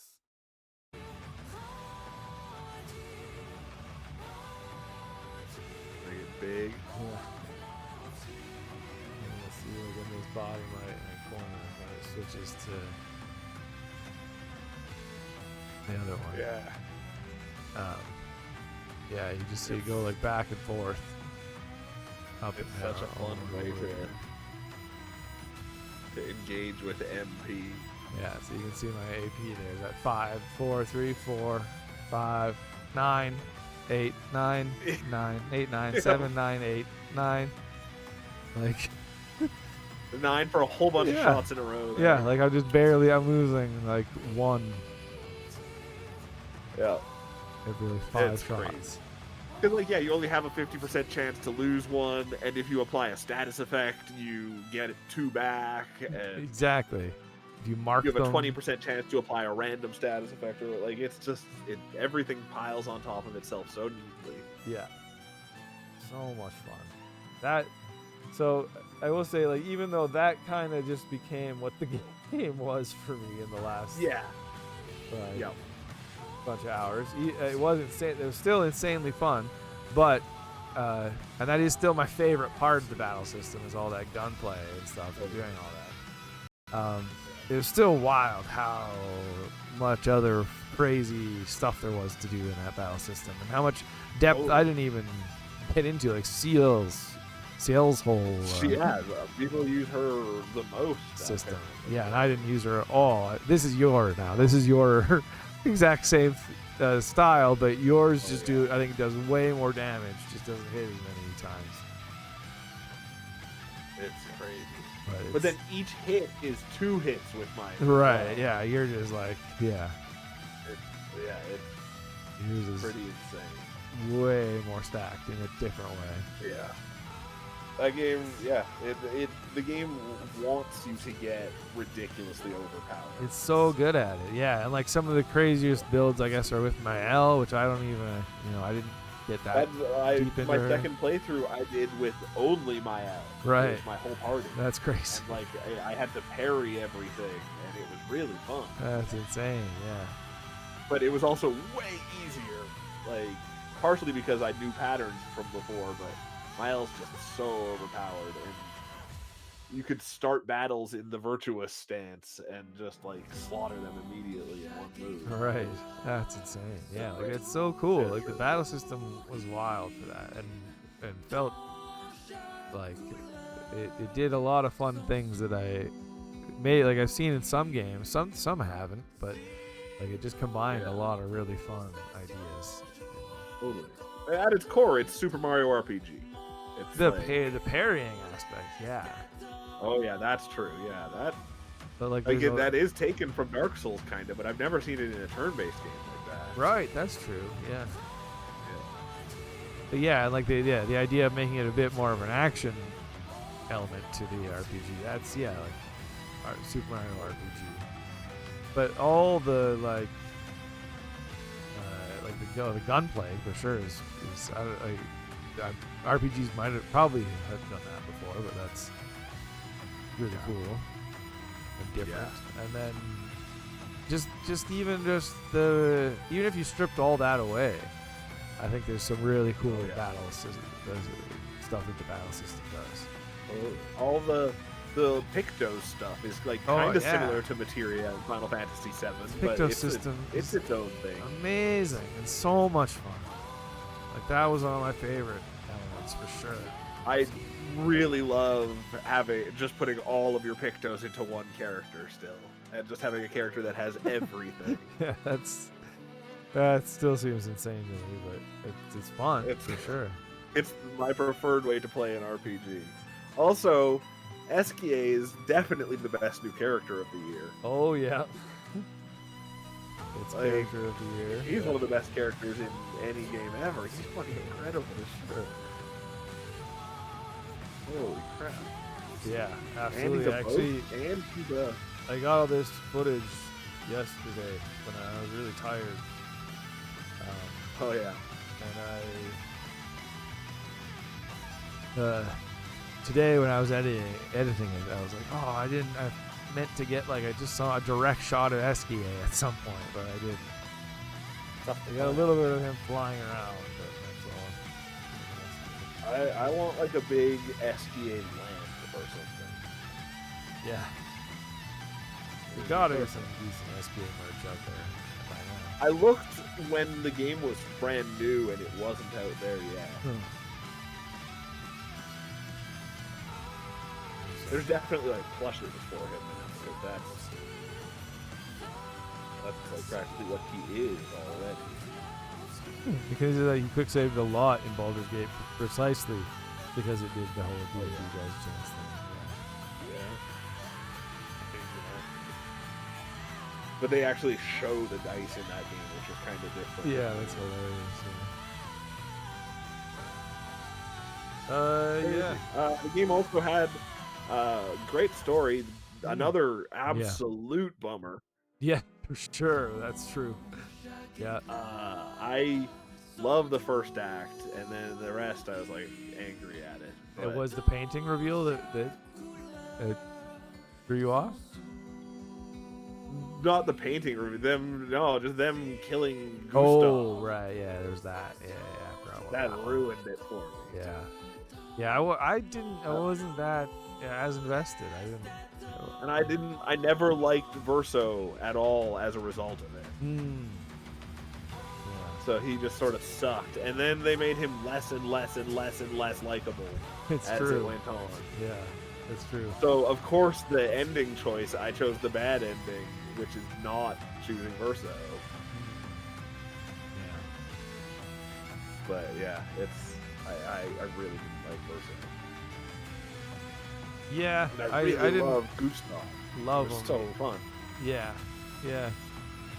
I don't know. I didn't get into as invested, I guess, so it wasn't. Right. It was just I didn't like Verso, but I appreciated the story, it was his role in the story. funny because we recorded Cooper's podcast right before that event happened in my game, and I was talking about how I had dumped every point into Gustav at that point, and right. You were like, I wonder how that's gonna go in the future. Right. And then they just blank him out. It was that was the second most devastating scene in a game for me, and I think the first was in Dispatch. I think the end of chapter 6. Oh wow. Yeah. I shouted no when that happened in Dispatch. Wow. Yeah, It was a great moment. That was one of the best episodes. Yeah, it was and really as it was happening, I was filling it in. I knew it was going to happen exactly. too. The build up to it. It's so good. Yeah. Totally justified. It's great. And they did not justify it in Claire at all, I don't think. No, but I don't know. I guess that's part of the point. Verso was there, and he could have saved him. Yeah, but it's they're all sort of just. I guess nothing's real. To the whims of these people that are. No, I just mean as far as what the games. I don't know. I'm not trying to say, but they're all subject to the whims of these people that know more about this way world beyond than them. them. Yeah, exactly. Yeah. I think that's Gustav's kind of swatted like a fly, kind of. Then kill Lune. That would be better. Yeah. I'd be fine with that. And Seal. They also they killed what's his name? What's the name of the little guy? Monkoko? Oh yeah, that was sad. That was pretty sad. Yeah, Alex says, yeah. Story-wise, every act Oh, yeah. ended in the worst way possible. Yeah. No. It was, yeah. This is a absolute brutal bummer. game. Just But brutal. He loved it. So I think I believe it's his game of the year. Interesting. It's still just absolutely brutal. Yeah. I will say probably my biggest Good. complaint. No map. Drives me nuts. Wasn't there a map in the overworld? Oh, in the individual levels. Yeah, you're right. Yeah. Overworld, yeah, it wasn't a map, and it's great. That only mattered in like 2 areas that were really confusing. Well, there was a bunch of places that bugged me, and I just loaded it up yesterday to play to get some of this footage, and like I forgot how to get to the overworld. I forgot about the flags, so I just started wandering through this dungeon, and I wanted to see the dungeon, so I started wandering through it, and then I was like, yeah, how do I get out? And then I was in there and just wandered around fighting enemies for like 20 minutes trying to get out. It's like there's no way to just like in the menu go to the world map or anything. Yeah, you gotta at least get to a flag. Yeah, exactly. There's no map, so you just have no idea where you're going. It's just like, why? It's just stupid. It's just a stupid decision. There's no, I can only imagine the reason of them doing it is being like, oh, well, you gotta make the mental map in your head and like, figure it out yourself. It's like that's just, it's dumb. It's not. Yeah. Like if like in certain games I can see that being a thing. In this, no. Why? Why? Yeah. Most of the areas were pretty small, like, or at least half the areas were very small. But then most of there it. was, I will like, say the tower It's was a pretty relatively big. small complaint. I'd probably do this game a 9.5. Yeah. But good ass game. I also just love a good map. I do love a good map. I don't like being lost in areas. There were no Resident Evil 2 level maps this year. There's 2 that come to mind that were very good. One of my top 2 I was games gonna has say, a great map. yeah, exactly. And the other one is Shinobi. That is very good. Oh yeah, that's true. Technically, my number 1 game is all about maps. Yeah, that's true too. But that's different than.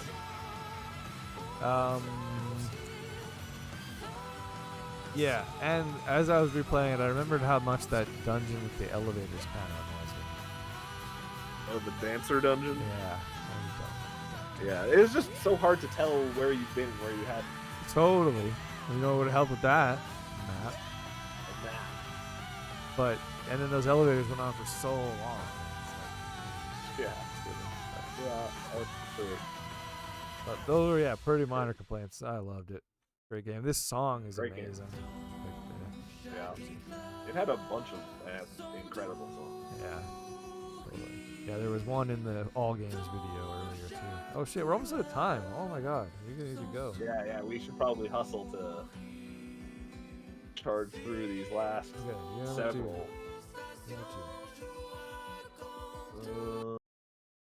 It's easy to talk a lot about games, especially if we've already talked a lot about. Yeah. All right, you're number 2. I'm assuming my next one is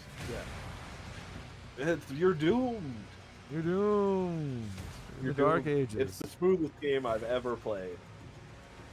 It's crazy. So good, yeah. It's like So I've fun. never felt so fast in a first-person shooter before, or Yeah, I know. It's this amazing combo of feeling really fast and also really strong and heavy all at the same time. yeah, fast, strong, heavy, and big. You're Like, just a wrecking ball. yeah. And that's even the strongest enemies, if you just focus on them for a second, go down very quickly. But like, you can just tear through enemies in that game. And and you've always got something that can deal with something quickly and in like an explosive way. It feels like an arcade game, like For sure. Yeah.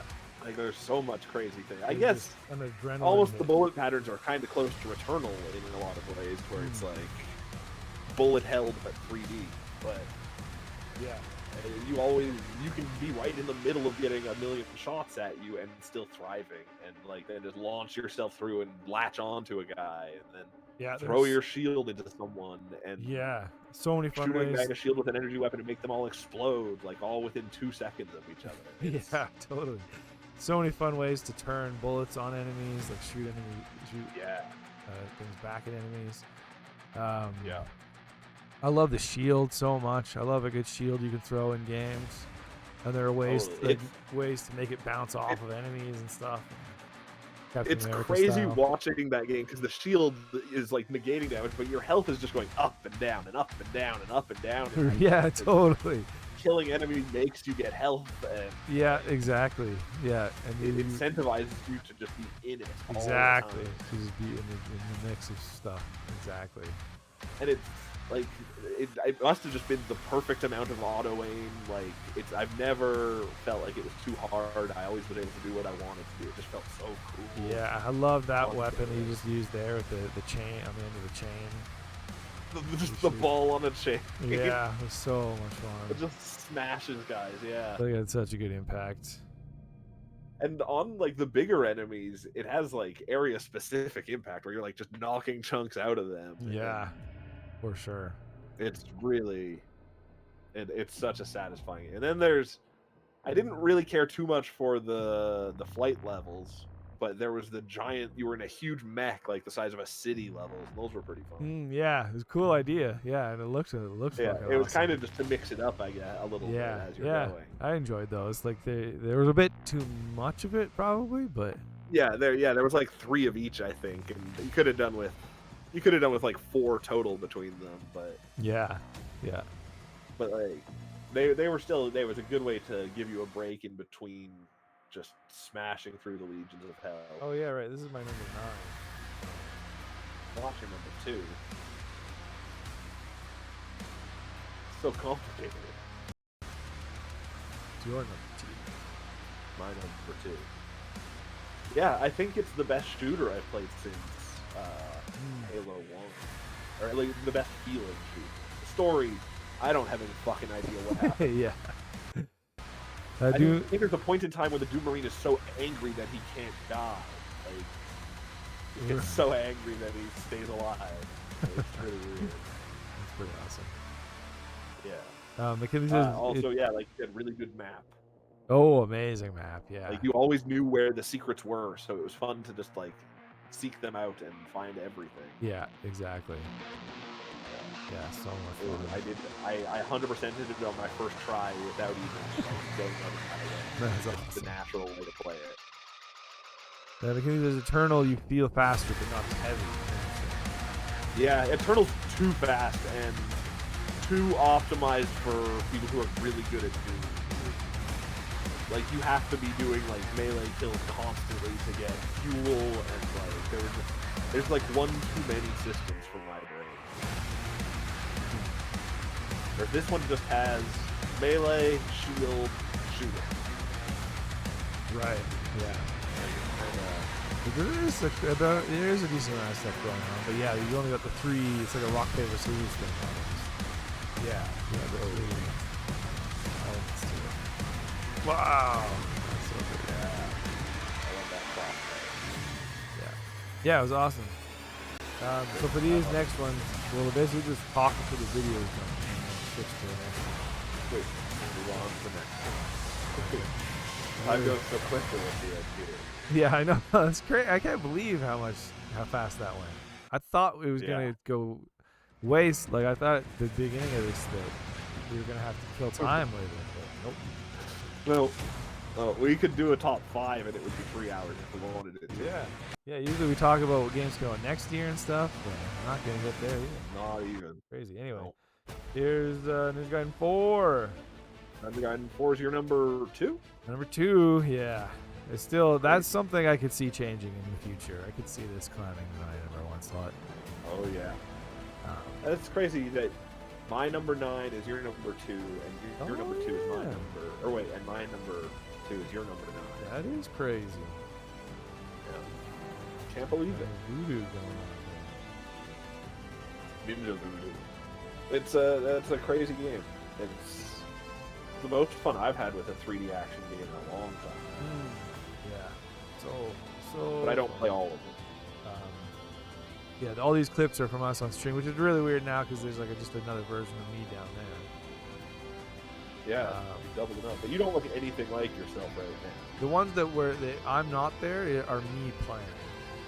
I did get a few clips of me playing. The sound but yeah. Most of it's you, and yeah, there's some cool stuff, man. You're just endlessly cool stuff you're doing in this game. Yeah. Like, you're just like a human rocket launcher. Yeah. / like a rocket launcher that explodes into knives. Right, yeah. Like a blender. Yeah. With wings. Exactly. Like, it's great. Yeah. Just so much fun. And just so cool to see Platinum's take on a Ninja Gaiden game. To play this like hypercharged Ninja Gaiden game. It really is hypercharged. Yeah. Like literally, the game starts out of nowhere. You have no idea what's going on. You're just on a train killing ninjas. Yeah. I think it's like maybe a slight disappointment for me was that it was. I think we talked about this while you were playing it. Was that it didn't have that feeling of the old Ninja Gaiden of where like there was just a weight to everything you're doing. Everything. Yeah. It really feels like you have to be smart about everything you're doing in Ninja Gaiden for the old Xbox. It felt a little bit more like that as Ryu, but a little, yeah. But it was still even that was twice as fast as old Ninja Gaiden. But like, there's just this element in Ninja Gaiden 4 that I think we both felt of like, I don't know what I'm doing exactly, but it's incredible. Like, or how I don't know how I did that, but that was insane. Like, there's a bunch of that in this game. Whereas in the old Ninja Gaidens, it didn't feel like that as much. You knew when you did. It was you when you did something. Totally. Yeah, this one you could mash your way through for the most part. Yeah, probably. Other than blocking and dodging all the time and stuff. Like, it was still, we were doing cool stuff. Like, that wasn't, there was us. I shouldn't say like it was all like automatic or anything. We were still doing very cool stuff. But it's just, it's more like you get on a ride that you're in control of rather than like being in this fight. I guess. I don't know. But that was the very slight disappointment. But really, that might be what kept it for my game of the year. Also, the Ryu stuff, I wish there was a bit more of his own. Like, I wish it wasn't retread of the other stuff. I could have done. I would have after playing Ryu. I could have played a whole game with Ryu and enjoyed it more. Yeah, that's the other thing. I kind of wish. I kind of wish it was Ryu instead of Yakuza. That might have been a bit of why it's not quite my game of the year either. But it's up there. It was so insanely fun. I was constantly going. That was amazing. That was so cool. Yeah, it's great. It's a game that'll make you sweat. Yeah, it'd be like it'd be hard. Like, I'd fail a bunch of times at something, and the time I would do it would look so fucking badass that. Oh, so much. The video ended after a big sword clash. Yeah. Wow. I feel like my game of the year has a very similar pace to that game. Yeah, totally. Yeah. Just going a mile a minute into Architecture Simulator. Yeah. The Architecture roguelike. It's crazy. It's Who would have thunk it? Blueprint. I love this game so much. It's really crazy. Like, we played through it on stream, and I loved what we played through on stream. Right. But that was like maybe like 15% of the depth that this game went for me. Yeah, that's wild. Like, I think I'm on the last puzzle in the game, and I'll never solve it because I don't have the patience. But right. there's like 4 distinct layers that I had to go through after we finished it, and to like finding ciphers through the castle. Like, there's so many just random letters hidden on walls that you don't know you need to pay attention to until you know, and they give you such crazy messages, and all the story beats about Simon's mother being a crazy spy are it gets really good. That's cool.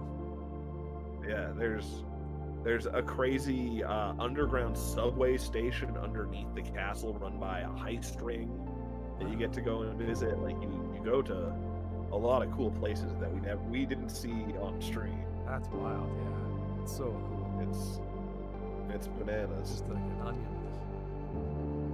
It really is. Even now, I keep it installed, and I'll still just make a house to go walking around in the house. Yeah, it's a cool gameplay premise for sure. Very unique. Yeah, nothing else like it. Totally, and calming too. Like, it's just like, even the game at its fastest pace is very slow. Like, you're just taking a relaxed walk through big rooms in a huge house. Yeah, it's got cool bassoon music playing.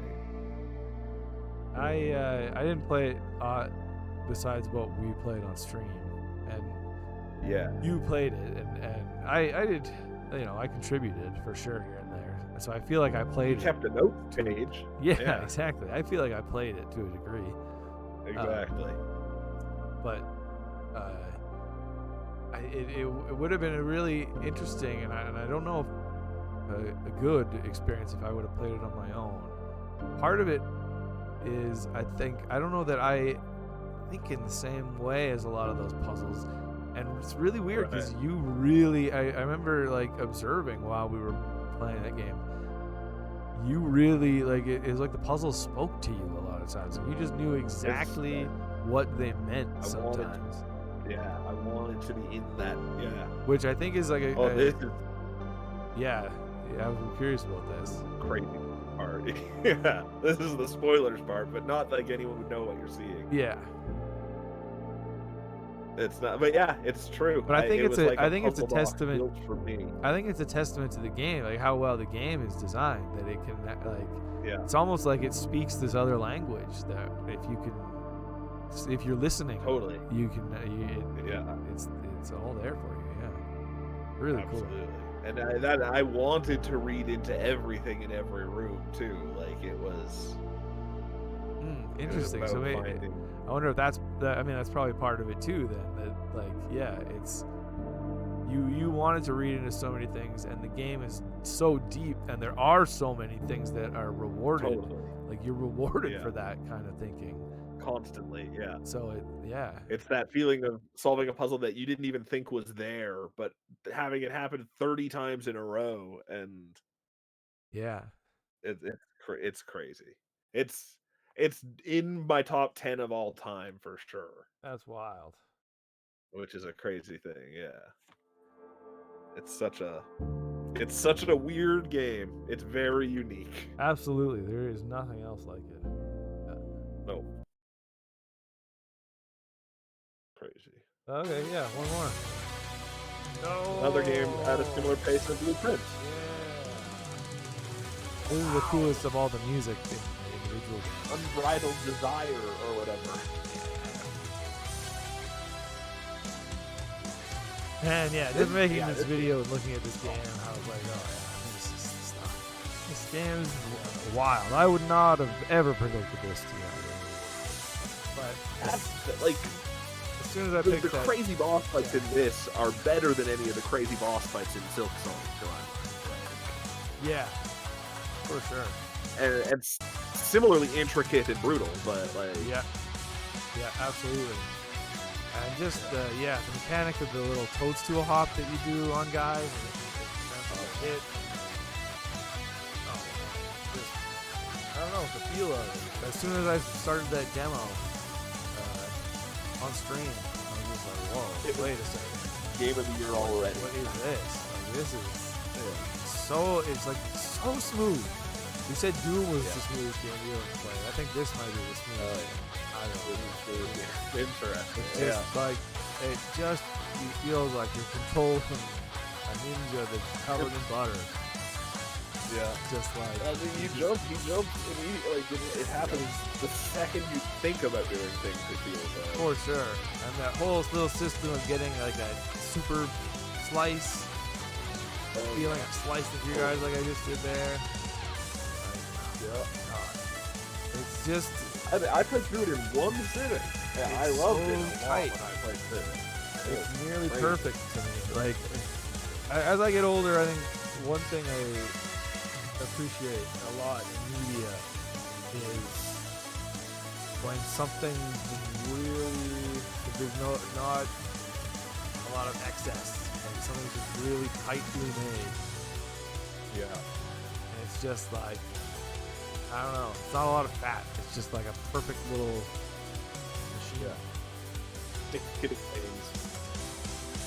It was like, this was like 4 hours at the most. I do feel like. I put probably 20 hours into it, I would say. Oh, totally. Playing through multiple ways. Yeah. But for sure. It's not a long game. No, not at all. But it's just, it controls so well. It's so much fun. Like I hope they make sequels. I hope I could play this. I could play 1 million levels of this. That's the weird conglomeration of people between Streets of Rage 4 and this, and like absolute, like there's like a weird tie between all of them somehow, and I feel like this year of 2D games is because of that lineage now. It's crazy. Interesting. Yeah. It's crazy. And isn't Shinobi also? That's Streets of Rage 4 people too, isn't it? That is the Streets of Rage 4 people.